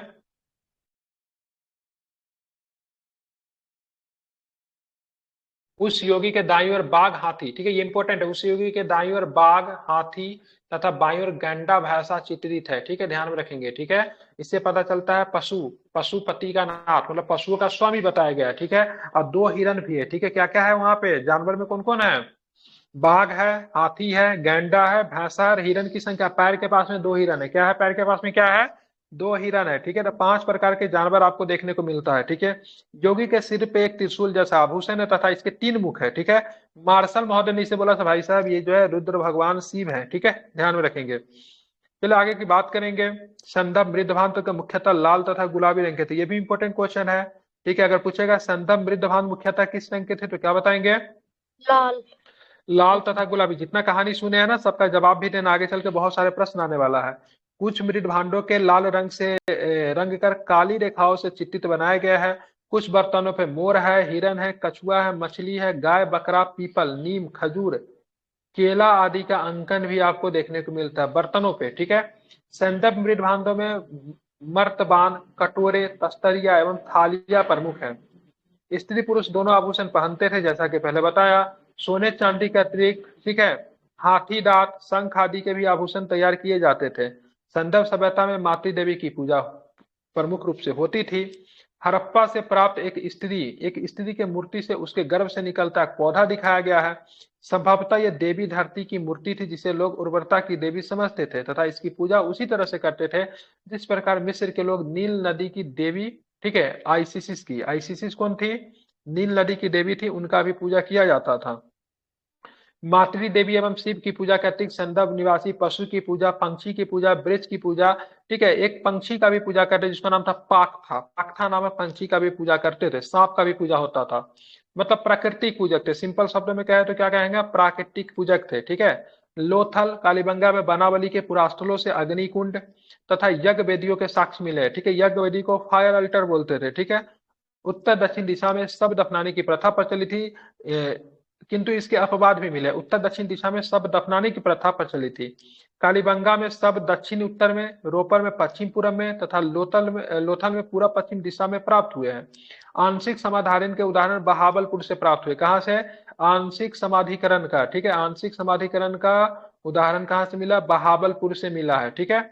अब यहाँ पे देखिए संदर्भ सभ्यता का विनाश हो जाता है, ठीक है। विनाश होने के कारण क्या था, तो विनाश होने का सबसे बढ़िया कारण बाढ़ को ही माना गया था, ठीक है, जो कि इसने भी दिखाया, किसने दिखाया है, मार्शल मैकी और आशुतोष गोविरकर ने भी दिखाया। किसने दिखाया है, आशुतोष गोविरकर ने भी दिखाया। फिल्म नहीं देखते आप लोग, ठीक, वहां पे देखिए बाढ़ की वजह से दिखाया, ठीक है। किसने बोला से बाढ़ के कारण के मतलब इस सभ्यता का विकास हो गया, किसने बताया, मार्शल ने, मैके ने और एस.आर. राव ने, ठीक है। आर्यों के आक्रमण की बात करेंगे, विनाश हुआ तो ये जितने भी होंगे आर्यों के आक्रमण में एक भी इंडिया नहीं होगा, ठीक है। ये सबके सब आर्यों के ऊपर टिप्पणी करते, बोलते आर्यों ने आक्रमण कर दिया जिस वजह से सभ्यता का विकास हो गया। गार्डन चाइल्ड ने, मार्टिन व्हीलर ने, ठीक है, स्टूट पिगट ने, ठीक है। जलवायु परिवर्तन, स्टीन और अल्वानंद घोष ने जलवायु परिवर्तन पूछा है, ठीक है। भूतात्विक परिवर्तन की बात करेंगे, सहनी साहब, ठीक है। लैम्बरिक और जीएल डेल्स ने पूछा, याद नहीं रखना है, ठीक है। कैनेडी ने बोला महामारी। अदृश्य गाज की बात करेंगे तो डमेत्रिटेब। आपको बस ध्यान दो रखना है, आर्यों का आक्रमण ध्यान रखिए, बाढ़ ध्यान रखिए, ठीक है। बाढ़ ज्यादातर लोगों ने बाढ़ को माना है। मार्शल मैके और एस.आर. राव ने बाढ़ बताया। Gordon Childe, Mortimer Wheeler, Stuart Piggott ने बताया, क्या बताया, आर्यों का आक्रमण बोला, ठीक है। इन कारण से, लेकिन सही कारण क्या था इस सभ्यता का नाश होने का, अभी तक जानकारी उपलब्ध नहीं है। क्या करना है, क्वेश्चन आज ही करना है कि क्वेश्चन कल करना है, आज अभी सर खत्म कर दूं, अभी कर दीजिए। खत्म कर दीजिए सर आज। खत्म कर दे, जी पक्का। सर। हाँ यस सर। कितना क्वेश्चन है देख के बताइए। 80। 80 है, मार्क। ओके, माइक बंद कीजिए, किनका एक हो रहा। चले, मानव समाज विलक्षण है क्योंकि मुख्यतः आश्रित होता है संस्कृति पे, अर्थव्यवस्था पे, धर्म पे, या फिर बात करेंगे विज्ञान पे, किस पे होता है, व्यवस्था पे। किससे, बिल्कुल ठीक है, किस पे होता है, अर्थव्यवस्था पे, ठीक है, ध्यान में रखेंगे। पहला क्वेश्चन निपट गया। दूसरा क्वेश्चन पे आते हैं, देख देख के नहीं आंसर देना है, ठीक है। ऊपर में जो लिखा हुआ है, जो पढ़ा है उस पे आंसर देना है, ठीक है। मानव समाज विलक्षण या विशिष्ट होता है क्योंकि ये मुख्यतः अर्थव्यवस्था पे आश्रित होता है। अर्थव्यवस्था में जैसे तैसे परिवर्तन होता है, होता जाता है, वैसे वैसे समाज परिवर्तन होता जाता है, जैसे खाद्य संग्राहक, कृषि उत्पादक, उद्योग आदि। अर्थव्यवस्था में जैसे जैसे परिवर्तन होता गया, सामाजिक व्यवस्था उसी अनुरूप में भी बदलती गई। संस्कृति, धर्म, विज्ञान आदि अर्थव्यवस्था में उत्पादन के साधनों में परिवर्तन के अनुसार ही परिवर्तन होते रहते हैं, ठीक है। हड़प्पा सभ्यता निम्नलिखित में किस सभ्यता से संबंध है, सिंधु बताइए। घाटी सभ्यता। बिल्कुल सिंधु सिंधु घाटी सभ्यता से संबंध है, ठीक है। हड़प्पा सभ्यता पुरातत्व स्थल सिंधु घाटी सभ्यता से संबंधित है। इस सभ्यता का प्रथम पुरातात्विक प्रमाण हड़प्पा से प्राप्त होने के कारण संदर्भ सभ्यता को हड़प्पा सभ्यता के नाम से ही मतलब कहा गया। ये भी कह सकते हैं सिंधु घाटी सभ्यता का जो पहला जो शहर जो ढूंढा गया हड़प्पा ही था ना, बाकी जो शहर मिलते गए हड़प्पा से मिलते जुलते थे, इसीलिए इसका नाम भी मतलब क्या बन गया, ठीक है, हड़प्पा सभ्यता। अगर पूछेंगे हड़प्पा सभ्यता पे सिंधु घाटी सभ्यता किस सभ्यता के समकालीन थी, तो बताएंगे या फिर बोलेंगे नहीं बताएंगे। मेसोपोटामिया। और मिस्र एवं मेसोपोटामिया की सभ्यता की समकालीन थी, ठीक है। चलिए बताइए, सिंधु घाटी सभ्यता किस युग की सभ्यता है, आदि आधे ऐतिहासिक। ऐतिहासिक। बिल्कुल आद्य ऐतिहासिक। आद्य ऐतिहासिक का मतलब क्या हुआ, कल पढ़ाए थे पाषाण काल में। पढ़े नहीं आद्य गए। ऐतिहासिक का मतलब क्या हुआ, लिपि का प्रयोग हाँ हुआ है लेकिन पढ़ा नहीं पढ़ा जा नहीं सकता। गए। बिल्कुल ठीक है। आद्य ऐतिहासिक का मतलब होता है देवियों सोचना, मतलब लिखित साक्ष्य तो उपलब्ध है लेकिन इसको पढ़ा नहीं गया है, ठीक है, पढ़ा नहीं जा सकता, ठीक है, ध्यान रखेंगे, लिखा हुआ है। अतः इतिहास निर्माण में इसका प्रयोग नहीं हुआ है, ठीक है, मतलब इसका जो साक्ष्य जो उपलब्ध है, जो चीजें जो मिली है उसके आधार पे हम लोगों ने इनका इतिहास तैयार किया। कोई लिखित हुई साक्ष्य नहीं मिली है लेकिन पढ़ नहीं सकते। सिंधु घाटी सभ्यता गैर आर्य थी, क्यों थी गैर आर्य, नगरीय सभ्यता थी वही बिल्कुल ठीक है। आर्यों की जो सभ्यता जो विकसित जो ग्रामीण सभ्यता थी, लेकिन ये नगरीय सभ्यता थी, ठीक है। चलिए, सिंधु घाटी सभ्यता के आर्यों के पूर्व में रखे गए महत्वपूर्ण कारण क्या है, सिंधु घाटी सभ्यता को आर्यों से पूर्व रखे गए, इसका महत्वपूर्ण कारण क्या है, नगर नियोजन। नहीं मृद भांड। नहीं सर, इसका मृद भांड है। क्या लिया है, मृद भांड, बिल्कुल ठीक है, मृद भांड, ठीक है, क्या हो जाएगा मृद भांड, ठीक है। सिंधु घाटी सभ्यता, सिंधु घाटी सभ्यता का लिपि ज्ञान और नगर नियोजन आदि के संदर्भ में प्रारंभिक कार्यों से अधिक विकसित है। पुरातात्विक साक्ष्यों में अलग अलग काल में पाए गए मृद भांति सिंधु घाटी सभ्यता को आर्यों से पूर्व का सिद्ध करते हैं। काले रंग की आकृतियों से चित्रित लाल मृदभांड हड़प्पा सभ्यता से संबंधित है, वही धूसर एवं चित्रित मृदभांड जो कि बाद के आर्यों से संबंधित माने जाते हैं। सिंधु घाटी संस्कृति वैदिक सभ्यता से भिन्न थी, क्योंकि इनके पास समझ विकसित गई। सहज जीवन सुविधाएं थी, इनके पास चित्रलेखीय लिपि थी, इनके पास लोहे की रक्षा के शास्त्रों का ज्ञान का अभाव था। बताइए सभी क्या सही होगा? सभी सही सही सभी साहब। सिंधु घाटी के लोगों का लोहे का ज्ञान था कि नहीं था? नहीं नहीं था। था। नहीं था। ठीक है, ध्यान में रखेंगे। ठीक है, सिंधु घाटी संस्कृति वैदिक सभ्यता से अनेक बातों से भिन्न है। सिंधु घाटी सभ्यता नगरीय थी, जबकि वैदिक सभ्यता ग्रामीण थी। सिंधु हाँ, सभ्यता की लिपि भाव चित्रात्मक थी। वैदिक सभ्यता के अलग लोहे तथा रक्षा शस्त्रों के ज्ञान से युक्त थे, जबकि सिंधु घाटी सभ्यता में लोहे के ज्ञान का क्या था? अभाव था। पर ये क्वेश्चन क्या होगा इसका आंसर? मुंह डूब गया। पूरा था तो नहीं सभी पकी होगा, हुई मिट्टी सभी। की पहले क्वेश्चन हड़प्पा पढ़ना पकी होता हुई है। क्या लिखा हुआ है? हड़प्पा संस्कृति की जानकारी का प्रमुख स्रोत है। पकी मिट्टी के मोहरों पर शिलालेख, अंकित है। पकी हुई मिट्टी के मोहरों पे अंकित लेख। ठीक है, पुरातात्विक स्रोत या फिर औलपदेश, केवल पुरातात्विक स्रोत होगा। ठीक है, लेख को तो पढ़ा ही नहीं गया तो कहाँ से होगा? शिलालेख को पढ़ेंगे नहीं तो कहाँ से होगा? कौन पढ़ा है? ऐसा ठीक है, इसलिए क्या होगा? जी केवल पुरातात्विक खुदाई। ठीक है, ध्यान में रखेंगे, ये गलती होने की संभावना हो सकती है। ठीक है, निम्नलिखित में से कौन सा सिंधु घाटी सभ्यता पर प्रकाश डालता है? शिलालेख, पुरातत्व संबंधित खुदाई, बर्तनों के मुहूर्तों पर लिखावट या फिर धार्मिक ग्रंथ? क्या होगा? पुरातात्विक खुदाई। मंदिर खुदाई। ये पढ़िए, सिंधु घाटी के निवासियों की सभ्यता में जानने का मूल स्रोत क्या है? मुहर, मोहर बर्तन जेवर, हथियार और औजार, या फिर और मोहर कुछ से है क्या इधर ऑप्शन? ठीक है, संदर्भ सभ्यता से संबंध विभिन्न पुरास्थलों की खुदाई के फलस्वरूप वहां से प्राप्त 3000 से अधिक मुहरे इस सभ्यता के विषय में जानकारी के सर्वाधिक महत्वपूर्ण साधन। मुहरों पे अंकित चित्रों के माध्यम से संदर्भ सभ्यता के विभिन्न कार्यकलापों एवं विश्वासों पर प्रकाश पड़ता है। ठीक है, पर ये हड़प्पा सभ्यता की उत्पत्ति के संदर्भ निम्नलिखित में से कौन सा जोड़ा सही है? एम रफीक मुगल, हड़प्पा सभ्यता मेसोपोटामिया की सभ्यता से प्रेरणा ली है। मैके ने बात किया है, नहीं है, सॉरी, एच मैके ने सुमेर की लोगों का पलायन। विलर ने बोला पश्चिमी एशिया के सभ्यता का विचार का प्रवसन। अलमानंद घोष ने बोला हड़प्पा सभ्यता का उद्भव पूर्व हड़प्पा सभ्यता की परिपक्वता के परिणाम स्वरूप हुआ है। ठीक है, पहला वाला ही गलत लिया है। ठीक है, बाकी सारे के सारे स्टेटमेंट जो है सही है। चलिए इसको पढ़िए तो क्या लिखा हुआ है? हड़प्पा सभ्यता की उत्पत्ति के संदर्भ में अनेक विद्वानों ने अलग अलग मत प्रस्तुत किए हैं। ईजे एच मैके का मानना है कि हड़प्पा सभ्यता की उत्पत्ति सुमेर मेसोपोटामिया से लोगों के प्रवसन के कारण हुआ। इन्हीं के समरूप प्रवसन के सिद्धांत के इतिहासविद डी.एच. गार्डन तथा मार्टिमर हिलर का मानना है कि हड़प्पा सभ्यता की उत्पत्ति पश्चिमी एशिया से सभ्यता के विचार के प्रवसन के कारण हुई। इस संदर्भ में अमलानंद घोष है कि हड़प्पा सभ्यता का उद्भव पूर्व हड़प्पा सभ्यता की परिपक्वता के परिणाम स्वरूप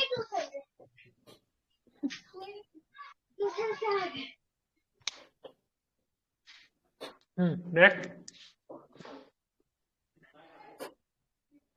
अमलानंद घोष का विचार है कि हड़प्पा सभ्यता का उद्भव पूर्व सभ्यता की परिपक्वता के परिणाम स्वरूप हुआ है। Stuart Piggott, Fairservis, John F Dales तथा रफीक मुगल आदि विद्वान स्थानीय उत्पत्ति के सिद्धांत को मान्यता देते हैं। ठीक है, एम रफीक मुगल का मानना है कि हड़प्पा सभ्यता का विकास रावी नदी क्षेत्र में हड़प्पा में हुआ, क्योंकि इस पुरानी मान्यता का खंडन किया है। हड़प्पा सभ्यता का पश्चिमी मेसोपोटामिया सभ्यता से प्रेरणा ली है। चलिए अब मिलाइए इसकी, ये तो आसान है, मिल जाएगा। हड़प्पा को किधर मिलाएंगे? दयाराम सरनी। तक्षशिला,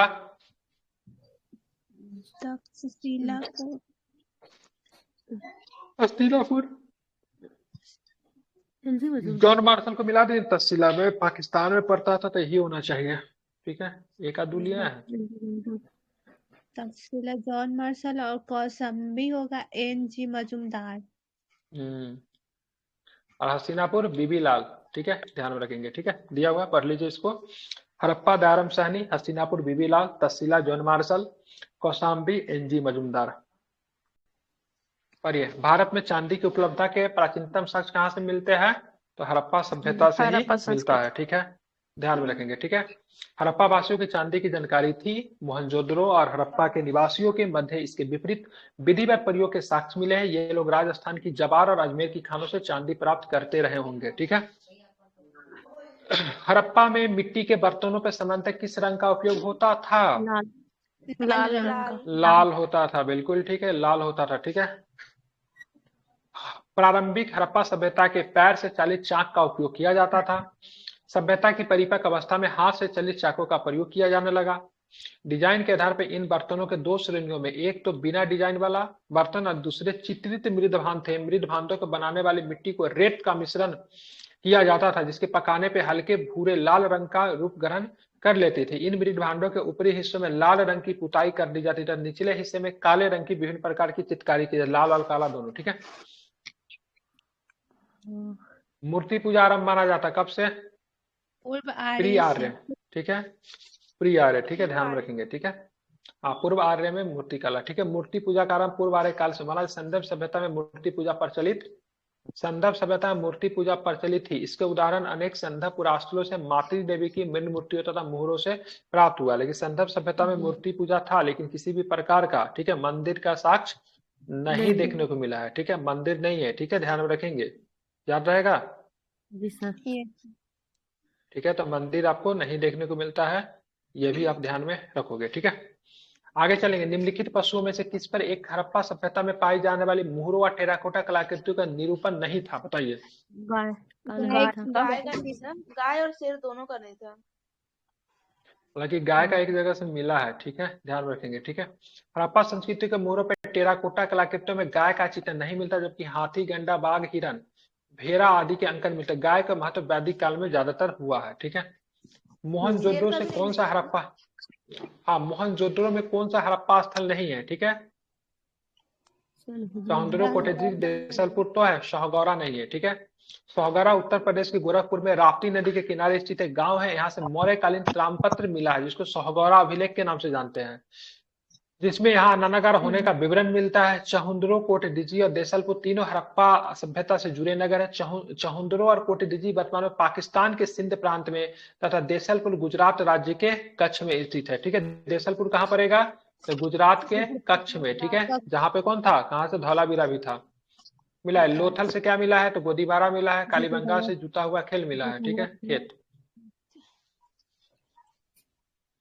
धौलावीरा से हड़प्पा लिपि के बड़े आकार के ठीक है, 10 लिपि मिला है। बनावली से पकी हुई मिट्टी के हल की प्रतिरूपी मिली है। ठीक है, ध्यान में रखेंगे। इसका आंसर क्या हो जाएगा? बी हो जाएगा। अब चलेंगे। ठीक है, हड़प्पा प्रश्नगत हड़प्पा सभ्यता में स्थलों में दो खंभात की खाड़ी के निकट लिटल लोथल से गोदीबारा का साक्ष्य मिला है। राजस्थान के हनुमानगढ़ जिले से घग्गर नदी के किनारे स्थित कालीबंगा से जूते हुए खेल के साक्ष्य मिले हैं। ठीक है, गुजरात के धौलावीरा से हड़प्पा लिपि के बड़े आकार के 10 चिन्हों वाला एक शिलालेख मिला है। हरियाणा के फतेहाबाद जिले से स्थित बनावली में पक्की मिट्टी के, ठीक है, बनी हुई हल की प्रतिकृति भी मिली है। ठीक है, एक जूते हुए हल की खोज कहाँ से की गई? तो कालीबंगा से। कालीबंगा का मतलब क्या होता है? लाल लाल चूड़िया की काले रंग की चूड़िया? काले रंग की चूड़िया। बिल्कुल काले रंग की चूड़िया। ठीक, काले रंग की चूड़िया अभी लोग पहनते हैं क्या? हाँ पहनते हैं, लड़की लोग तो पहनती है। अच्छा, निम्नलिखित में से किस हड़प्पन नगर में जूते हुए खेतों के निशान मिले? कहाँ से मिले जूते हुए खेतों का निशान? मोहनजोदड़ो से, लोथल से, कहाँ से मिले हैं? कालीबंगा से मिले हैं। ठीक है, ध्यान रखें, कालीबंगा से। ठीक है, सूची 1 के सूची 2 से फिर से मिलान कीजिए। हड़प्पा का मतलब क्या होगा? RH 37। Very good. Mohenjodaro, Lothal का ये काल मोहनजोदड़ो से कालीबंगा से जूता हुआ खेत। बहुत सुंदर, बहुत अच्छे। चलिए, मिल गया ये। ध्यान में क्या रखा? हड़प्पा से मिला है R37। ध्यान में रखे, समाधान है। लोथल से गोदीबारा मिला है। कालीबंगा से जूता हुआ खेल मिला है। मोहनजोदड़ो से क्या मिला? नर्तकी की मूर्ति मिली है, जो कि मतलब मुख्यतः किसकी बनी हुई थी? तो कांस की बनी हुई थी। ठीक है, फिर से मिला। हड़प्पा की बात करें, किस नदी के किनारे है? बाएं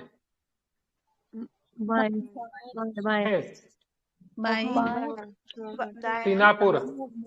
नागार्जुन कोंडा, नागार्जुन कोंडा किस नदी के? नागार्जुन कोंडा कृष्णा नदी किनारे। कृष्णा नदी कोंडा साउथ में पड़ता है। हाँ ठीक है, कृष्णा। पैठन महाराष्ट्र में पड़ता है, गोदावरी नदी के किनारे। ठीक है, हस्तिनापुर गंगा नदी के किनारे। ठीक है, गोदावरी रावी के किनारे, हस्तिनापुर गंगा के, नागार्जुन कोंडा कृष्णा के किनारे, पैठन गोदावरी नदी से संबंधित स्थल है, महाराष्ट्र में पड़ता है। अब फिर मिलाइए इसको। हड़प्पा किस नदी के किनारे है? रावी। कालीबंगा किस नदी के किनारे है? किनारे है? रोपर किस नदी के किनारे है? सतलज नदी के किनारे। सतलज नीचे नदी। से नीचे से आशीष कुमार, प्राची, आप लोग, पूनम तिवारी, आपने कंप्लेंट किया था आपका रिवीजन नहीं हो पाता, फिर आप रिप्लाई क्यों नहीं देती जब करवा रहे हैं तो? आप लोग बोलते क्यों नहीं जब क्लास में? जब पढ़ा दिए, जब रिवीजन करवा रहे हैं, जब हो रहा है तो इसमें जवाब दीजिए, तब तो आपका रिवीजन होगा ना। सर जवाब तो दे रही हूँ मैं। चाहिए तो जवाब आप देंगे तो सबसे नीचे ऑटोमेटिक नहीं रहेंगे, ऊपर बोलेंगे तो ऊपर चले आएंगे, ठीक है। टेलीग्राम का फीचर है ये। सर हम चलिए, फर्स्ट से ही जवाब दे रहे हैं। अच्छा मेरे तक आवाज नहीं आ रही थी। चलिए अब हम आते हैं यहाँ पे, ठीक है। तो हड़प्पा जो था रावी नदी के किनारे, ठीक है, बाएं तट पे, कालीबंगा, घग्गर, लोथल, भोगवान नदी के किनारे, ठीक है। भोगवा ध्यान में, लोथल में समुद्र भी था। और रोपर जो था सतलज नदी के किनारे। सतलज और कहाँ पड़ता है रोपर? पंजाब में पड़ता है, ठीक है। तो हड़प्पा किस नदी के किनारे स्थित है तो पता ही होगा, रावी रावी नदी के किनारे, ठीक है। संदम सभ्यता का महान स्नानागार कहाँ से प्राप्त हुआ है? मोहनजोदड़ो तो इसकी आकृति कैसी थी इसकी? आयताकार। आयताकार था, ठीक है। संदर्भ सभ्यता के महान स्नानागार के साक्ष्य मोहनजोदड़ो से प्राप्त हुए। इसकी लंबाई उत्तर दक्षिण में 55 मीटर और चौड़ाई पूर्व पश्चिम में कितनी थी? 33 मीटर थी, ठीक है। 33 मीटर। विशाल स्नानागार किस पूरा स्थल में पाया जाता है तो क्या बताएंगे? मोहनजोदड़ो। ठीक है, ध्यान में रखेंगे। सिंधु सभ्यता के बारे में निम्न से कौन सा कथन सत्य है? नगरों में नालियों की शुद्ध व्यवस्था थी, सही है। व्यापार और वाणिज्य उन्नत दशा में था, ये भी सही। माती देवी की उपासना की जाती, सही है। लोग लोहे से परिचित थे तो नहीं ये थे, गलत है। ठीक है। लोग लोहे से परिचित नहीं थे, हम्म ठीक है। चलिए, संदर्भ सभ्यता कांस्य युगीन सभ्यता थी, यहाँ के लोग लोहे से परिचित नहीं थे। जबकि संदर्भ नगरों में नालियों की शुद्ध व्यवस्था, व्यापार वाणिज्य उन्नत दशा में था। माती देवी की उपासना के अनेक साक्ष्य संदर्भ नगरों से मिलते हैं।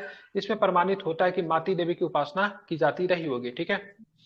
चलिए, सिंधु घाटी सभ्यता जानी जाती है अपने नगर नियोजन के लिए, सही है। मोहनजोदड़ो हड़प्पा के लिए भी सही है, अपने कृषि कार्य के लिए एवं अपने उद्योगों के लिए, सही के सही, सारे के सारे सही है, सही है। ठीक है। ऑल स्टेटमेंट आर ट्रू, कोई दिक्कत नहीं है इसमें, ठीक है। सिंधु घाटी सभ्यता की प्रमुख विशेषता नगर नियोजन को माना जाता है। साथ ही, ठीक है, हड़प्पा और मोहनजोदड़ो सिंधु घाटी सभ्यता के दो प्रमुख स्थल थे। हड़प्पा नामक पूरा स्थल सर्वप्रथम ज्ञात होने के कारण इसको हड़प्पा सभ्यता के नाम से भी जाना जाता है। कालीबंगा से कृषि संबंधी साक्ष्य तथा अनेक संदर्भ स्थलों से ईंट के भट्ठे, मनका बनाने, निर्माण कारखाने आदि उद्योग संबंधी साक्ष्य प्राप्त हुए। इस प्रकार सभी चारों कथन क्या है? सही है। आलमगीरपुर उत्तर प्रदेश में था, हाँ सर। सही है जी, सही है। कालीबंगा हरियाणा में है, सही है। नहीं, रोपर पंजाब में है, कालीबंगा गलत है, ठीक है। राजस्थान कहाँ में। पे है? राजस्थान में, ठीक है। ध्यान में रखें, यही गलत है, बाकी सारे सारे सही है, ठीक है। कालीबंगा राजस्थान के हनुमानगढ़ जिले में स्थित है। इसकी खोज वर्ष 1951 में अलवानंद घोष ने की थी। अन्य तीनों विकल्प सुमेलित है, ठीक है। अब चलते हैं आगे, ठीक है। निम्न में सिंधु सभ्यता में संबंधित कौन से केंद्र उत्तर प्रदेश में स्थित है? तो कौन कौन से उत्तर प्रदेश में बताइए? आलमगीरपुर और हुलास होगा। कालीबंगा तो राजस्थान पूरा में हुलास जो है उत्तर प्रदेश में है, बाकी कोई भी नहीं है, ठीक है। कालीबंगा राजस्थान में, लोथल गुजरात में। गुजरात में, सही है। आलमगीरपुर उत्तर प्रदेश के मेरठ जिला में, हुलास सहारनपुर जिले में स्थित है। अतः स्पष्ट है कि अवशिष्ट उत्तर डी होगा, ठीक है। हड़प्पा संस्कृति का स्थल एवं उनकी स्थिति संबंधित निम्नलिखित युगों में से कौन से सुमेलित नहीं है? आलमगीरपुर उत्तर प्रदेश सही है। दैमाबाद महाराष्ट्र सही है। वनावली हरियाणा से, जो कि राखी गढ़ी कहाँ होगा? राखी गढ़ी राजस्थान नहीं तो क्या होगा? हरियाणा होगा। कहाँ पे होगा? हरियाणा होगा। राखी गढ़ी किस नदी के किनारे है? राखी गढ़ी किस नदी के? घग्गर नदी के तट पे है, ठीक है। खोज कब हुई थी? 1969 में। सूरज किनारे थोड़ी ना, वो भी घग्गर नदी के किनारे ही है राखी गढ़ी, ठीक है। दोनों है। 1969 में इसकी खोज किसने की थी? सूरजवान ने की थी, ठीक है। मांडा की बात करेंगे जम्मू कश्मीर में। दैमाबाद कहाँ जाएगा? दैमाबाद महाराष्ट्र ये कालीबंगा राजस्थान में होगा। हरियाणा। मांडा जम्मू कश्मीर में। नदी का नाम बताइए, नदी। चिनाब। दैमाबाद का नदी बताइए। दैमाबाद का परवड़ा। बार बार पूछता है, कौन सा नदी? परवरा, लाहौरी कौन सा? जम्मू वेरी होगा। गुड, ठीक है, बहुत अच्छे बच्चे, ठीक है, परवरा नदी, ठीक है। कालीबंगा, कौन सा नदी? घग्गर घग्गर नदी। घग्गर नदी। नदी, ठीक है, घग्गर नदी, जो भी राखी हो। गढ़ी राखी गढ़ी, घग्गर ये भी घग्गर सेम ठीक नदी, ठीक है। नदी हरियाणा का। चलिए, बालू कहाँ से आता था? बालू है क्या है ये? हरियाणा से। अच्छा, हरियाणा। बालाकोट होगा ये। है क्या लिखा हुआ है ये?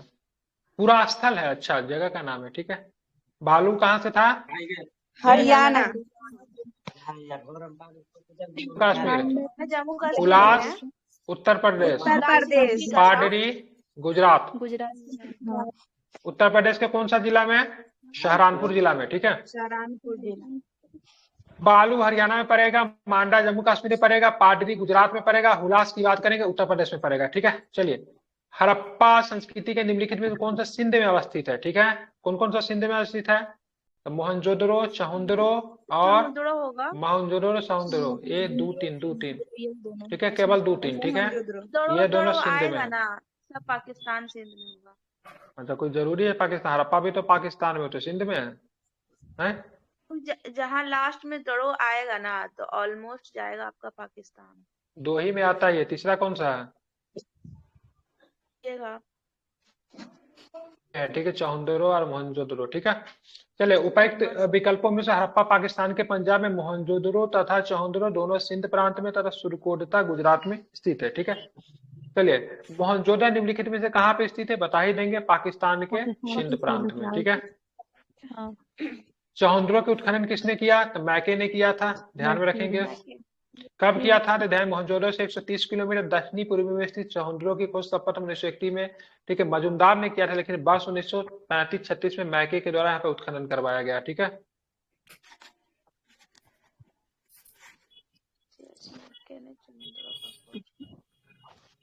कौन सा स्थान पाकिस्तान में है? हड़प्पा। ठीक है, पाकिस्तान के कहाँ पे? मोंटगोमरी, वर्तमान में साहिवाल जिले में स्थित है। यह स्थल रावी नदी के, ठीक है, तट पे स्थित है। जबकि कालीबंगा राजस्थान में, हनुमानगढ़ जिला, लोथल गुजरात में, आलमगीरपुर उत्तर प्रदेश में, ठीक है। रंगपुर, जहाँ हड़प्पा सभ्यता थी, कहाँ पड़ता है? रंगपुर, तो ये आपको सौराष्ट्र में पड़ता है। कहाँ पे पड़ता है? सौराष्ट्र में रंगपुर पड़ता है, ठीक है। रंगपुर गुजरात के सौराष्ट्र क्षेत्र में स्थित है। यहाँ से प्राक हड़प्पा और उत्तर हड़प्पा सभ्यता के तीनों का साक्ष्य मिला है, ठीक है। दधेरी एक प्रवृत्ति, ठीक है, हड़प्पाई पुरा स्थल कहाँ से? दधेरी, इंपोर्टेंट है, पंजाब में पड़ता है। कहाँ पे पड़ता है? पंजाब में पड़ता है दधेरी। दधेरी एक प्रवृत्ति पुरा स्थल है जो कि पंजाब प्रांत के लुधियाना जिले में गोविंदगढ़ के पास स्थित है। दधेरी स्थल चिति धूसर मृदभान काल से संबंधित, जो कि आर्यों के आगमन का काल भी। दधेरी कहाँ पे पड़ता है? गुजरात में, ठीक है, सॉरी, गुजरात नहीं, पंजाब में दधेरी। चलिए, बताइए क्या होगा इसका आंसर? सिंधु सभ्यता का कौन सा लोथल भारत में स्थित है? लोथल है। तो देखिए आजादी के बाद सिंधु घाटी सभ्यता का सर्वाधिक स्थल जो है ना, कहाँ खोजे गए हैं? पाकिस्तान में चला गया है। और पूछ क्या रहा हूँ, बात पूछ रहे हैं आप, बता रही हैं। मैं पूछ रहा हूँ उनसे, सिंधु सभ्यता का सर्वाधिक स्थल कहाँ, मतलब कहाँ पे खोजे गए आजादी के बाद? तो ये गुजरात में ना। हाँ, गुजरात में, ठीक है। क्या होगा इसका आंसर? लोथल होगा, ठीक है। सिंधु सभ्यता संबंधित लोथल नामक पूरा स्थल गुजरात के अहमदाबाद जिले में भोगबा नामक नदी के तट पे, ठीक है, सरगवल गांव के समीप स्थित है। हड़प्पा और मोहनजोदड़ो पाकिस्तान में स्थित है। वह हड़प्पाई नगर जिनका प्रतिनिधित्व लोथल का पूरा स्थल करता है, किस नदी पे स्थित है? भोगवा नदी? किस नदी पे? ध्यान रखें, भोगबा नदी पे, ठीक है, ध्यान रखेंगे, ठीक है। हड़प्पाई नगर लोथल गुजरात के अहमदाबाद जिले में भोगबा नदी के किनारे स्थित है। यहाँ पे सर्वाधिक महत्वपूर्ण उपलब्धि हड़प्पाकालीन बंदरगाह है, ठीक है। हड़प्पा सभ्यता स्थल लोथल स्थित है, तो जाहिर सी बात है गुजरात में। सिंधु घाटी सभ्यता का पतन नगर कौन था? लोथल था। निम्नलिखित में से कौन सा एक हड़प्पा बंदरगाह है? तो लोथल। निम्नलिखित में से किस हड़प्पा स्थल हल का टेराकोटा प्राप्त हुआ था? कालीबंगा से।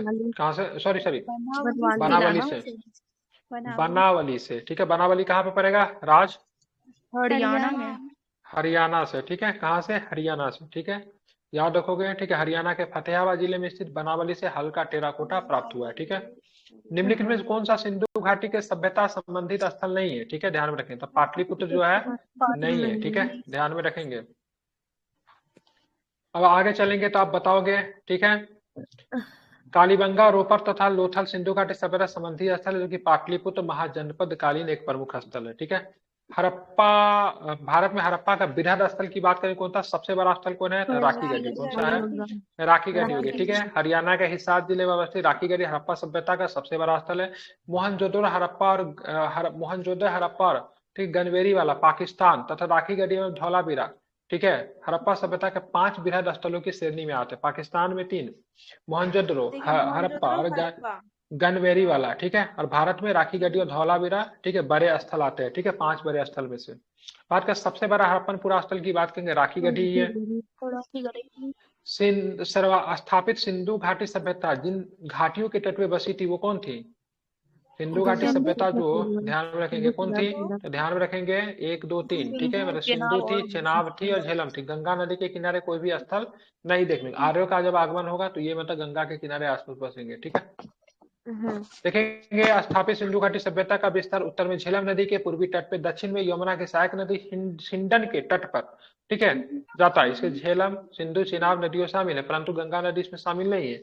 उत्तर प्रदेश में जो है मेरठ, उत्तर प्रदेश मेरठ जिला में जो है, ठीक है, आलमगीरपुर। ठीक है, वो हिंडन नदी के तट पे था। हिंडन किसकी सहायक नदी है, तो हिंडन यमुना की सहायक नदी है। ठीक है।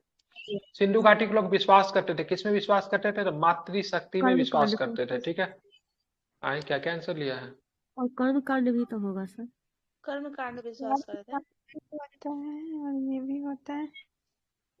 सिंधु सभ्यता के लिपि में अभी तक पढ़ा नहीं जा सकता, इस कारण उन लोगों का धार्मिक विश्वास के बारे में निश्चित तौर पे कुछ नहीं कहा जा सकता। उत्खनन में प्राप्त स्त्री मूर्तियों की बहुलता से मातृशक्ति की उपासना का अनुमान लगाया जाता है। पुरुष आकृतियों से शिव पूजा का अनुमानित होती है। अग्नि कुंडिया, यज्ञ वेदिकाएं भी प्राप्त होती है। मृतकों के साथ दैनिक उपयोग की वस्तुओं के दफनाने से आत्मा में विश्वास का भी अनुमान लगाया जाता है। फिर भी कई विद्वान इसे मुख्यतः मातृशक्ति का उपासक मानते, जो कि मैंने लगाया था, लेकिन निश्चित तौर पर इस प्रश्न का उत्तर नहीं दिया जा सकता है। ठीक है। चलिए, सिंधु घाटी को लोग पूजा करते थे, किसकी पूजा करते थे, तो पशुपति की पूजा करते थे। ठीक है। सिंधु घाटी के लोग पशुपति शिव की पूजा करते थे। इसका प्रमाण मोहनजोदड़ो से प्राप्त मोहर, जिसपे योगी की आकृति बनी, वहां से प्राप्त होता है। मोहनजोदड़ो एवं हड़प्पा की पुरातात्विक खुदाई के प्रभारी कौन थे, तो प्रभारी की बात करेंगे तो मार्शल साहब जो थे प्रभारी थे। ठीक है। भारतीय पुरातत्व सर्वेक्षण विभाग के महानिदेशक सर जॉन मार्शन के निर्देश में 1921 में दयाराम सहनी ने हड़प्पा तथा वर्ष 1922 में राखालदास बनर्जी ने मोहनजोदड़ो के टीलों का पता लगाया। ठीक है। आगे चलेंगे। सिंधु घाटी सभ्यता की खोज निकालने में जिन 2 भारतीयों का नाम जुड़ा है वो कौन है, तो उनका नाम की बात करेंगे तो राखालदास बनर्जी और दयाराम साहनी है। ठीक है। हड़प्पा निम्नलिखित में से कौन सुमेलित नहीं है, हड़प्पा की बात करेंगे दयाराम साहनी, तो ठीक है, कोई दिक्कत नहीं है। ठीक है। उसके बाद देखेंगे, ठीक है, लोथल की बात करें, राव साहब सही है, सुरकोटा जोशी साहब, धौलावीरा थापर साहब। ठीक है, कौन सही नहीं, तो धौलावीरा गलत है। ठीक है। धौलावीरा का कौन हो जाएगा, तो जोशी हो जाएगा। ठीक है, सॉरी थापर हो जाएगा, बीके थापर से नहीं है, जबकि आर एस बिस्ट से है। ठीक है, बीके थापर नहीं हो जाएगा, बीके थापर तो गलत दिया है ना, आर एस बिस्ट। हड़प्पा का उत्खनन दयाराम साहनी ने, लोथल का उत्खनन आर एस राव ने, सुरकोटता का जेपी जोशी ने, जबकि धौलावीरा का उत्खनन आर एस राव बिस्ट ने करवाया था। विकल्प डी जो था गलत था, उसी को हम लोगों ने सही किया। हड़प्पा का उत्खनन करने वाला प्रथम, ठीक है, पुरातत्वविद जो इससे महत्व को नहीं समझ पाया था, उसका नाम क्या था, वो नहीं समझ, कनिंघम जो था, फादर ऑफ इंडियन आर्कियोलॉजी इनको कहते हैं, भारतीय पुरातत्व का पितामह। ठीक है, वो नहीं समझ पाया था। एनके कनिंघम महोदय ने भारतीय उपमहाद्वीप में ऐतिहासिक महत्व टीलों की खोज की। ठीक है, किंतु हड़प्पा के टीलों को महत्व को नहीं समझ सका। निम्नलिखित में से कौन हड़प्पा और मोहनजोदड़ो के उत्खनन से संबंधित नहीं थे, स्मिथ साहब नहीं थे, स्मिथ। ठीक है, स्मिथ नहीं थे। ठीक है, बिल्कुल। 1921 में राखाल दयाराम साहनी ने हड़प्पा सभ्यता का सर्वेक्षण किया। वर्ष 1926 में माधव स्वरूप वर्ष हड़प्पा के सर्वेक्षण से संबंधित है। मोहनजोदड़ो की खोज 1922 में राखालदास बनर्जी ने की थी। इसके पुरातात्विक महत्व को ध्यान आकर्षित किया। इसके अतीत कुछ अन्य विद्वान के दीक्षित, अनसट मैक, आरएल स्टीन, ए घोष, जेपी जोशी आदि ने भी सभ्यता की खोज में महत्वपूर्ण योगदान दिया। अतः स्पष्ट है कि बीएस स्मिथ हड़प्पा स्थित हड़प्पा सभ्यता की खोज संबंधित नहीं थे, बल्कि एक भारतीय विद एवं कला इतिहास के रूप में प्रसिद्ध है। इन्होंने ही भारत का नेपोलियन समुद्रगुप्त को कहा था, बीएस स्मिथ ने। ठीक है, ध्यान रखा, बीएस स्मिथ ने गुजरात विजय को मतलब क्या बना, द्रुतगामी अभियान बताया था। विजय गुजरात विजय कब हुआ था, 1572 में। ठीक है, देखिए अकबर का विजय में से क्या था, द्रुतगामी विजय बीएस स्मिथ ने बताया था। ये भी आपको ध्यान में रख सकते हैं अगर आपको याद रखेंगे तो। ठीक है। अब देखेंगे सिंधु घाटी सभ्यता के विकसित अव्यवस्था निम्नलिखित में से किस स्थल के घरों में कुएं का अवशेष मिला, तो कहाँ पे मिला घरों में कुएं का अवशेष, तो कहाँ का, कालीबंगा, शायद कालीबंगा में था घर में कुआं। लोथल। जय नारायण पांडे के पुस्तक पुरातत्व विमर्श के पुस्तक संख्या 386 के संस्करण का सिंधु सभ्यता में अधिकांश नगरों में प्रत्येक घर में निजी कुएं व स्नानघर होते थे, पानी के निकास के नालियों की व्यवस्था थी। रामशरण शर्मा की पुस्तक, ठीक है, इतिहास के पृष्ठ संख्या 78 के अनुसार कालीबंगा के प्राय सभी घरों में कुएं थे, जो कि मैंने आपको बताया, ठीक है। जबकि यहाँ पे बोलते हैं जय नारायण पांडे साहब बोलते हैं, ठीक है, पुरातत्व विमर्श नामक पुस्तक में बोलते हैं मतलब सभी घरों में थे, ठीक। सिंधु के अधिकांश घरों में थे, सिंधु सभ्यता के अधिकांश घर में थे, ठीक है। जबकि ये लिखते हैं कालीबंगा के बारे में लिखते हैं रामशरण शर्मा, RS शर्मा, जो कि प्राचीन इतिहास की बहुत बढ़िया पुस्तक मानी जाती है, ठीक है। आप लोग को भी जब आवश्यकता होगा तो पढ़ाया जाएगा, ठीक है। जी सर। भारत में निम्नलिखित आने का सही अनाक्रम क्या था? सोने के सिक्का, ठीक है, आहत मुद्रा, चांदी का सिक्का, लोहे का हल, नगर संस्कृति। तो सबसे पहले क्या आएगा बताइए? आहत सिक्का सबसे पहले आना चाहिए। नहीं सर, नगर संस्कृति ये 1 नंबर पे, ये 2 पे, 3 पे, 4 पे, ये है क्या? लोहे का हल, पहले आएगा नगर संस्कृति, फिर आहत लास्ट में आएगा। सोने ये तो लगा है ना, फिर 3 नंबर। 4 3 2 1 है सर। अच्छा ठीक है, इसका पाठ लेते सोल्यूशन, ठीक है। भारत में सबसे प्राचीन सभ्यता हड़प्पा सभ्यता अपनी नगर योजना के लिए विख्यात है। हड़प्पा सभ्यता की नगर योजना के आधार सामग्री मोहनजोदड़ो, हड़प्पा, चौहंदुरो, कालीबंगा, लोथल, सुरकोटता तथा बनावली से प्राप्त होती है। सिंधु घाटी की सभ्यता कांस्यकालीन सभ्यता, लोहे का ज्ञान कांसे के बाद वैदिक काल में लगभग 1000 ईसा पूर्व में हुआ, ठीक है। भारत में सबसे प्राचीन सिक्के आहत मुद्रा के रूप में 6ठी शताब्दी ईसा पूर्व में अस्तित्व में आया। सबसे पहले भारत में सोने के सिक्के हिंद दीवन शासकों ने जारी किए, जिसकी संख्या कुषाण काल में जाके बढ़ जाती है, ठीक है। तो सबसे पहले 4 नंबर, तो सबसे पहले नगर संस्कृति, उसके बाद 3 नंबर, उसके बाद लोहे का हल, उसके बाद 2 नंबर आहत मुद्रा चांदी के सिक्के, ठीक है, उसके बाद 1 सोने के सिक्के, ठीक है। आगे चलेंगे। सर्वप्रथम मानव ने निम्न धातु का प्रयोग किया, तो जाहिर सी बात है तांबा का प्रयोग किया, फिर कांस्य रहेगा तो कांस्य करेंगे। आगे चलेंगे तो ठीक है, हड़प्पा सभ्यता भारत की प्राचीनतम सभ्यता थी। हड़प्पाई संदर्भ में हाथी दांत का पैमाना लोथल से मिला, यह गुजरात में स्थित है। आगे चलेंगे, हड़प्पा स्थलों में अभी तक किस धातु की प्राप्ति नहीं हुई? तो लोहा की प्राप्ति नहीं हुई, लेकिन हाल फिलहाल में पेपर में परसों कुछ दिन पहले के पेपर अगर आप लोगों ने पढ़ा होगा तो वहां पे हड़प्पा के किसी स्थल से लोहे के साक्ष्य की भी जानकारी प्राप्त हो रही है, ठीक है। देखिए, हड़प्पा सभ्यता कांस्य युगीन सभ्यता थी। यहाँ से तांबा, कांसा, स्वर्ण और चांदी आदि की धातुएं तो मिली है, परंतु लोहे की प्राप्ति नहीं हुई है। वस्तुतः हड़प्पा कालीन लोग लोहे से परिचित नहीं थे, ठीक है। भारत में लोह युग का प्रारंभ उत्तर वैदिक काल में 1000 ईसा पूर्व के आसपास माना जाता है, ठीक है। महाजनपद का विकास हुआ, तो महाजनपद के विकास और जब वहां पे जब देखेंगे लोग साम्राज्यवादी होते रहेगा, सबके वजह से लोहे का हथियार का ही मतलब विकास होना था, ठीक है। निम्न में से कौन सा स्थल घग्गर और उसकी सहायक नदियों की घाटी में स्थित था? तो ध्यान में रखेंगे बनावली, ठीक है। कौन सा हो जाएगा? बनावली, ठीक है, हरियाणा में, ठीक है। ठीक है, ध्यान में रखेंगे तो हरियाणा में स्थित बनावली नामक हड़प्पाई स्थल घग्गर तथा उसकी सहायक नदियों के किनारे, घग्गर के किनारे और कौन सा स्थल था? एक और था कालीबंगा, किस नदी के किनारे था? बनावली था। बनावली और कौन था घग्गर के किनारे? बनावली और कालीबंगा था। बनावली और कालीबंगा। चलिए, निम्नलिखित कथनों पर विचार कीजिए, नीचे दिए कूट का सही उत्तर चुनिए। मोहनजोदड़ो, हड़प्पा, लोथल एवं कालीबंगा सिंधु घाटी सभ्यता का प्रमुख स्थल है। हड़प्पाई लोगों ने सड़कों तथा नालियों के जाल के साथ नियोजित शहर का विकास किया। हड़प्पा के लोगों ने धातुओं का उपयोग का पता नहीं था, गलत है, 1 का 2 सही हो जाएगा, ठीक है। धातु के उपयोग से परिचित है, लोहा के उपयोग से परिचित नहीं थे। हड़प्पा, मोहनजोदड़ो, रोपर, लोथल एवं कालीबंगा सिंधु घाटी सभ्यता का प्रमुख स्थल है। संदर्भ सभ्यता में सड़कें एक दूसरे के समकोण पे काटी थी, जिसको ऑक्सफोर्ड प्रणाली कहते थे। सड़कों के दोनों किनारों पर पक्की नालियां बनाई गई थी, जिन्हें बड़ी बड़ी ईंटों तथा पत्थर के टुकड़ों से ढका जाता था। इस समय सोने तथा चांदी के आभूषण बनाए जाते थे। तांबे के साथ टीन मिलकर कांसा भी तैयार करने की पद्धति इन लोगों के पास थी। बहुत चालाक लोग थे ये लोग। हाथी का दांत का पैमाना हड़प्पाई संदर्भ में मिलता है, तो ध्यान रखें लोथल से मिलता है। देखेंगे, मोहनजोदड़ो तथा हड़प्पा नगर अब विलुप्त हो गए हैं, ठीक है। वह खुदाई के दौरान प्रकट हुए थे। उपयुक्त में से कौन सा कथन सही है? पहले का तो साफ साफ गलत हो जाएगा, ठीक है। मोहनजोदड़ो तथा हड़प्पा नगर अब विलुप्त हो गए, नगर विलुप्त हो गए, लेकिन इसका अधिशेष, ठीक है, अधिशेष, इसका अवशेष जो बोलते हैं, भावना क्या बोलते हैं, भगना अवशेष जो बोलते हैं बचा हुआ है, ठीक है। आप अभी भी जाके पाकिस्तान में देख सकते हैं। मोहनजोदड़ो वर्तमान पाकिस्तान सिंध प्रांत के लरकाना जिले में सिंधु नदी के दाएं तट पे था। हड़प्पा वर्तमान पाकिस्तान के पंजाब प्रांत के साहिवाल मोंटगोमरी जिले में रावी नदी के बाएं तट पे, दाएं बाएं याद आपको रखना है, ठीक है। संदल सभ्यता के दो प्रमुख नगर थे जिनकी खोज उत्खननों के दौरान क्रमशः राखलदास बनर्जी तथा दयाराम साहनी ने की थी। वर्तमान में यह नगर मृत्युप्राय विलुप्त की स्थिति में, वही तो बोला पूरी तरीके से विलुप्त नहीं है। क्वेश्चन कैसे, ठीक है, विलुप्त की स्थिति में है, विलुप्त नहीं हुआ, इसके भागना से तभी तो देखा जाता है। इस प्रकार कथन और कारण दोनों से, किंतु कारण कथन की सही व्याख्या नहीं है, ठीक है। हड़प्पन संस्कृति के संदर्भ में शैलकृत स्थापत्य के प्रमाण कहाँ से मिले हैं? तो धौलावीरा से मिले। कहाँ से मिले हैं? शैलकृत स्थापत्य के प्रमाण कहाँ से मिले? तो धौलावीरा से मिले हैं।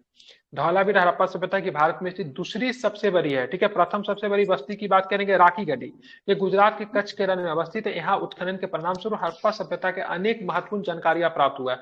यहाँ से मतलब क्या मिला है? शैलकृत जलकुंड मिला, रॉक कट रिजर्व जहाँ पे पानी को स्टॉक करते थे, इसलिए कहते हैं से मतलब यहाँ पे धौलावीरा के लोग जो थे उन्नत जल प्रबंधन से प्रणाली से परिचित है। जल को संचय करने की विधि इनको ज्ञात था, ये लोग जल का संचय आराम से कर पाते थे, ठीक है। धौलावीरा किस राज्य में स्थित है? धौलावीरा गुजरात में है, ठीक है, पता ही आपको। कौन सा हड़प्पाई नगर 3 भागों में विभक्त था? ठीक है, 3 भागों में लोथल था, कालीबंगा था, धौलावीरा था। धौलावीरा आपको 3 भागों में आपको विभक्त आपको देखने को मिलेगा, ठीक है। ठीक है, धौलावीरा नगर आयताकार था। इस नगर के 3 भागों में विभक्त, मध्य नगर था, निचला नगर में विभाजित था, ठीक है। किला और निचला नगर तो सब जगह था, इसमें एक मध्य नगर भी था, ठीक है। अब आ कहते हैं निम्नलिखित में कौन से स्थल 3 नगरों के अवशेष प्राप्त हुए? तो पता ही है, क्या बताएंगे? धौलावीरा ही करेंगे इसका आंसर।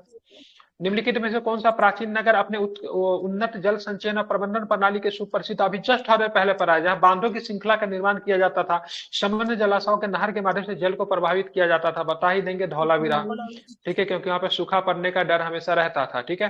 धौलावीरा नामक प्रमुख हड़प्पाई पुरास्थल गुजरात के राज्य के कच्छ जनपद में स्थित है। धौलावीरा नियोजित नगर एक उत्कृष्ट उदाहरण है। धौलावीरा नगर में अत्यंत नियोजित ढंग से अलग अलग नगरीय आवासीय क्षेत्र विकसित किए गए थे, जो संभवतः विभिन्न व्यावसायिक गतिविधियों के लिए एक वर्गीकृत समाज पर आधारित थे। ये प्राचीन नगर अपनी उन्नत जल संचयन और प्रबंधन प्रणाली के लिए सुप्रसिद्ध है। यहाँ पर बांधों की श्रृंखलाओं का निर्माण किया गया था तथा संबंध जलाशयों में नगर माध्यम से जल को प्रभावित किया जाता था। यहाँ से जल संचय प्रणालियों का जल निकासी प्रणालियों के साथ साथ वास्तुशिल्प तकनीकी रूप से विकसित सुविधाओं के नजर आने वाली उत्खनन उत्कृष्ट तकनीकें प्रगति स्थानीय सामग्री की डिजाइन कार्यान्वयन और प्रभावकारी उपयोग के स्पष्ट रूप से परिलक्षित होती है, ठीक है। ध्यान में रखेंगे इसको, ठीक है। एक उन्नत जल प्रबंधन व्यवस्था का साक्ष्य कहां से मिला? फिर से वही क्वेश्चन, धौलावीरा से, ठीक है, ध्यान में रखेंगे। आगे चलेंगे। धौलावीरा का मतलब क्या होता है? धौलावीरा का शाब्दिक अर्थ सफेद कुआं। जल प्रबंधन। वाह, बहुत सुंदर, उत्तम जल प्रबंधन, यही लगा के आएगा। सफेद कुआं क्या होता है? हम कई बार क्लास में बता चुके हैं, ठीक है, सफेद कुआं, ठीक है। चलिए, निम्नलिखित में किस स्थल से द्विशब संस्कार डबल बरियल का प्रमाण मिला है? तो डबल बरियल का प्रमाण मिला है लोथल से, ठीक है। ठीक है, लोथल क्या लिया है? तो युगल क्या बोलते हैं? युगल का मतलब, हाँ, मतलब ये दुगो बॉडी यहाँ पे, दुगो बॉडी यहाँ पे और दुगो बॉडी यहाँ पे, इसको बोलते हैं 3 गो युगल है, मतलब 3 गो कपल्स के ऐसे करके इसको बोलते हैं 3। और 3 गो मतलब कि ये मत समझिएगा से ये, ठीक है, ये 3 गो नंबर है, ऐसे है। लोथल से मिला। लोथल में सर्वाधिक 3 युगल समाधिकरण के साक्ष्य प्राप्त हुए। कालीबंगा से भी 1 युगल समाधिकरण का प्रमाण मिला। राखी गद्दी से भी युगल समाधि प्राप्त हुई। यदि संख्या को आधार पर माना जाए तो सही उत्तर सी होगा, जो कि मैंने आपको बताया भी था, ठीक है, जो कि एग्जाम में भी लेता है। यदि प्रमाण को आधार माना जाए तो सही उत्तर सी डी दोनों होंगे, ठीक है। हड़प्पन स्थल सनौली के अभी हाल में उत्खननों से प्राप्त क्या हुआ था? यहाँ पे मतलब 125 मतलब वॉरियल्स मतलब मिला है, ठीक है, इसको वॉरियर ऑफ सनौली के मानव समाधान मिला है, ठीक है, 125 था, ठीक है। उत्तर प्रदेश के बागपत जिले में इस पे अभी मनोज बाजपेयी का एक सीरीज भी आया है, ठीक है। डिस्कवरी में जाएंगे तो यहाँ पे सर्च करेंगे सनौली करके, ठीक है, सनौली करके सर्च करेंगे तो यूट्यूब पे भी आपको मिल जाएगा, ठीक है। डिस्कवरी ने इस पे अपना वो बनाया था। उत्तर प्रदेश के बागपत जिले के बरौत तहसील के सनहौली नामक हड़प्पन पुरास्थल से क्रमबद्ध 150 मानव समाधान प्राप्त हुए, जिनकी दिशा उत्तर से दक्षिण में। इन समाधानों के साथ दैनिक उपयोग की वस्तुएं मिलती, जिनके गहने प्रमुख है। इनके साथ कुछ जानवरों हड्डियां भी मतलब क्या हुए प्राप्त हुए, ठीक है। 125 मानव समाधान मिला है, ठीक है।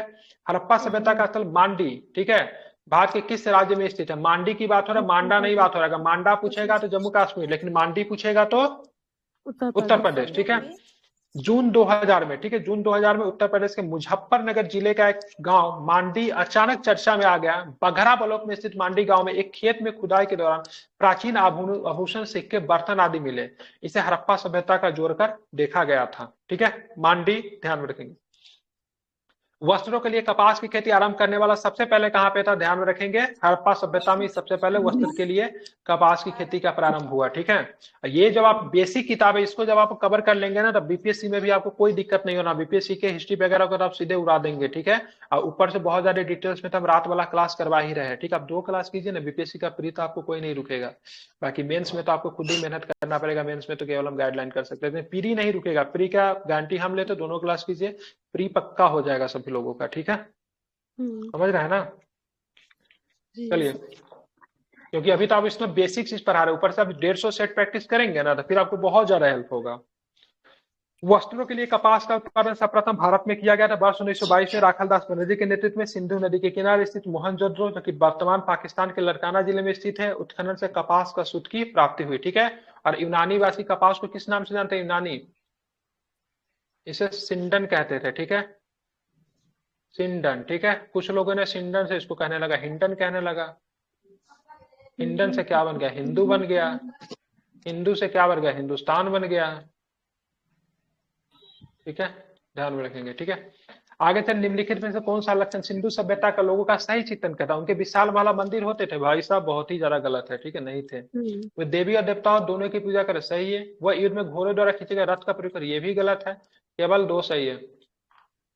ठीक है, ये लक्षण जो बता रहे हो ना, ये आर्यन के लक्षण था। आर्यन में भी हालांकि मंदिर तो आर्यन के समय में मंदिर तो और बड़ा बड़ा घर तो उस समय भी नहीं था, लेकिन ये युद्ध में घोड़ों द्वारा खींचे गए रथ का प्रयोग आर्यन ही करते थे, क्योंकि लड़ाकू थे वो लोग। ठीक है, वर्तमान तक सिंधु घाटी सभ्यता में स्थलों की खुदाई में किसी भी मंदिर अथवा पूजा स्थल के साक्ष्य प्राप्त नहीं हुए।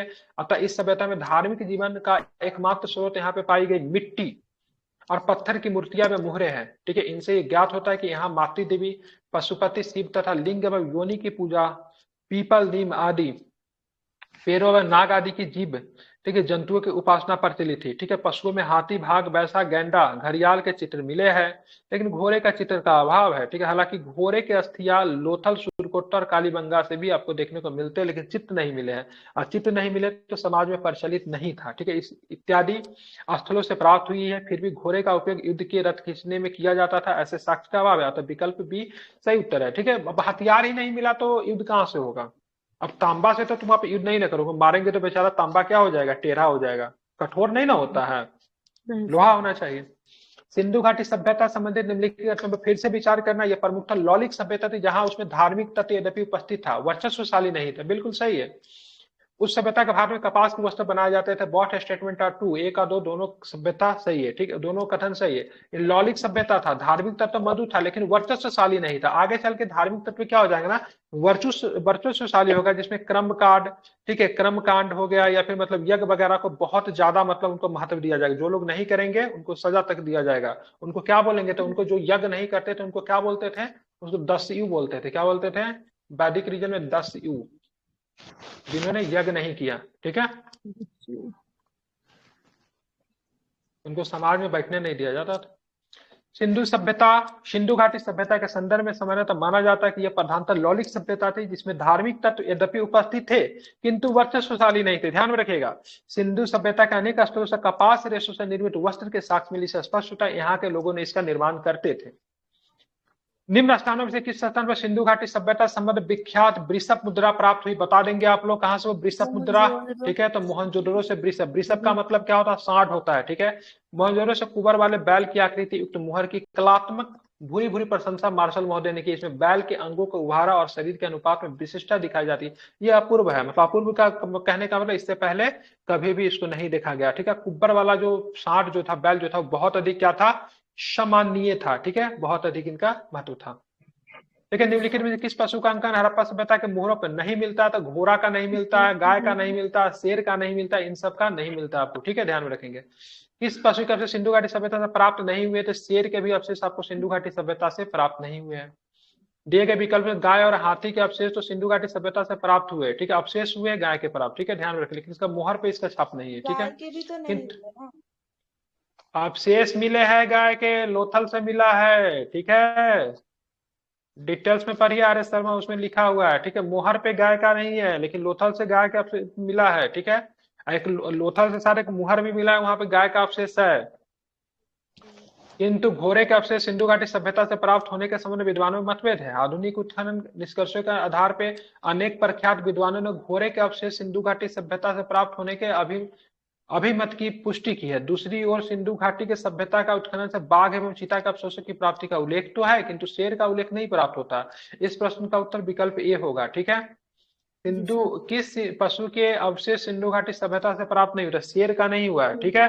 और मोहर पे गाय का चित्र नहीं देखने को मिलता, मोहर पे गाय का चित्र नहीं देखने को मिलता, लेकिन गाय का अवशेष लोथल से मेरा पढ़ा हुआ से मिला है। एक बार गूगल करके चेक कर लीजिए, मैंने किसी किताब में पढ़ा था, लोथल से गाय के बारे में कुछ जानकारी मिलता है। आगे में हम लोग गाय का देखे सर, नहीं था उसी। अरे तो गाय मोहर पे नहीं था, अवशेष और मोहर पे अंतर नहीं समझ में आता है। मोहर पे चित्र बनता था। मोहर क्या होता था? मोहर एक प्रकार का होता था, सेलखरी से बनाया जाता था। जैसे मान लीजिए ये मेरा है, ठीक है, हम मान लीजिए ये बोरा है, ठीक है। इमेज नहीं होता था मोहर, ठीक है। ये मान लीजिए मेरा ही बोरा है, ठीक है। हम ना सिंधु घाटी सभ्यता में कपास का व्यापार करते थे, ठीक है। हम एक व्यापारी है, ठीक है, कपास का हम एक व्यापारी, मेरा नाम व्यापारी ए है, ठीक है। मेरा सामान जाएगा इसके पास जाएगा, व्यापारी बी के पास मेरा सामान जाएगा, ठीक है। व्यापारी बी के पास जाएगा, व्यापारा बी मेरा कैसे सामान समझेगा? तो हम बोलेंगे ठीक है, हम जो तुमको जो भेज रहे हैं, मेरा पहचान क्या रहेगा? मेरा पहचान जो रहेगा, ठीक है, मेरा पहचान जो रहेगा बैल रहेगा, ठीक है। बैल वाला मोहर जो रहेगा मेरा पहचान रहेगा, ठीक है। तो अब इसको बोरा को बहुत अच्छे से इसको ढक देंगे, उस पर जोर से मतलब क्या करेंगे, मोहर को मार देंगे, ठीक है, बैल वाला, ठीक है। ये व्यापारी बी के पास जाएगा, वो तुरंत समझ जाएगा व्यापारी ए के पास ये सामान है, क्योंकि बैल वाला मोहर तो उसी का है, ठीक है। इस तरह से मोहर का प्रयोग होता था व्यापार में। मोहर करेंसी नहीं था, ठीक है। क्या था? करेंसी नहीं था, पहचान करने के लिए इसका प्रयोग होता है, ठीक है। तो मोहर जो होता था उस पर गाय का छाप कहीं भी नहीं मिला है, ठीक है, ध्यान में रखेंगे। मोहर पे गाय का नहीं, गाय का अवशेष है। मृण पट्टिका का उत्कीर्ण सिंह युक्त देवता की कृति से प्राप्त हुई, तो कहाँ से हुई है? कालीबंगा से। कालीबंगा। कालीबंगा, ठीक है, ध्यान में रखें। पट्टिका नहीं, ठीक है। मृण पट्टिका पर एक और दोहरे सिंह वाले, ठीक है, देवता का अंकन, इसके तो मोहनजोदड़ो से भी सिंह युक्त देवता का मिला है, ठीक है। मृण पट्टिका बताइए क्या होता है? सर हिरन का है क्या?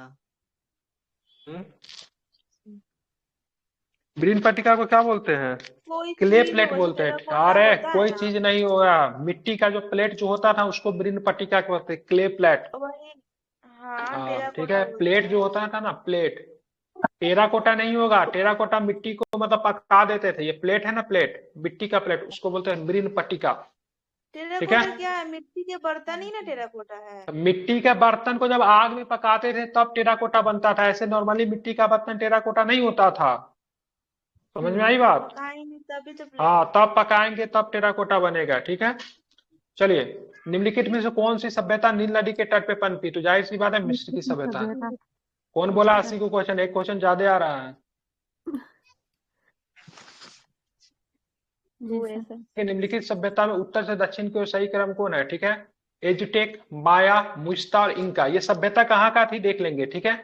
एजटेक सभ्यता का विस्तार, ठीक है, मेसो अमेरिका के उत्तरी भाग पे था। मेसो अमेरिका के अंतर्गत मध्य अमेरिका से लेकर बेलिज, ग्वाटेमाला, ठीक है, अल सल्वाडोर, होंडुरास, निकारागुआ तथा उत्तरी कोस्टारिका तट के क्षेत्र शामिल थे। इस प्रकार एजटेक सभ्यता का विस्तार मध्य मैक्सिको में, माया सभ्यता का विस्तार, ठीक है, मेसो अमेरिका के दक्षिणी भाग अर्थात दक्षिणी अमेरिका से लेकर दक्षिणी ग्वाटेमाला, बेलिज, अल सल्वाडोर, होंडुरास तक था। इसके अलावा मुस्का सभ्यता दक्षिणी अमेरिका महाद्वीप के कोलंबिया एवं पूर्वी भाग में विस्तृत है, जबकि इंका सभ्यता का विस्तार दक्षिणी अमेरिका के पश्चिमी भाग में स्थित था, क्यूटो से लेकर दक्षिणी के सेंटियागो तक था। इस प्रकार स्पष्ट है कि प्रश्नानुसार छोड़ दीजिए, ठीक है। किसमें कहाँ कब पूछा था ये तीनों के तीनों सभ्यता जो एस्टेक, माया, मुस्टक, इंका, ठीक है, तैरो के तरफ दक्षिणी अमेरिका का सभ्यता है, ठीक है। आईएएस में पूछा होगा पक्का। कौन बोला था 80 को क्वेश्चन? कितना क्वेश्चन है इसमें? सर खत्म है, लास्ट है 82 है। 82 कला की उचित प्रणाली विकसित करने में कहा गया? सुमेरिया की सभ्यता, ठीक है। ठीक है, कल क्या करना है? कल कौन सा दिन है? कल बुधवार है सर। वैदिक कल है ये क्या है रूटीन, क्या आप लोग का 3 दिन रूटीन चलता याद है। है? हाँ, 3 दिन आपका साइंस और हिस्ट्री है। और 3 दिन की बात करेंगे तो क्या है? 3 दिन की बात करेंगे तो क्या है? 3 दिन आपका इकोनॉमिक्स है, पॉलिटी है, ज्योग्राफी है। इकोनॉमिक्स से पॉलिटी है। मिक्स करके पढ़ना है, ठीक है। वीकली भी टेस्ट भी है, ठीक है, ध्यान ठीक में है सर। रखेंगे। वीकली सर बहुत ज्यादा हो जाएगा टेस्ट के लिए।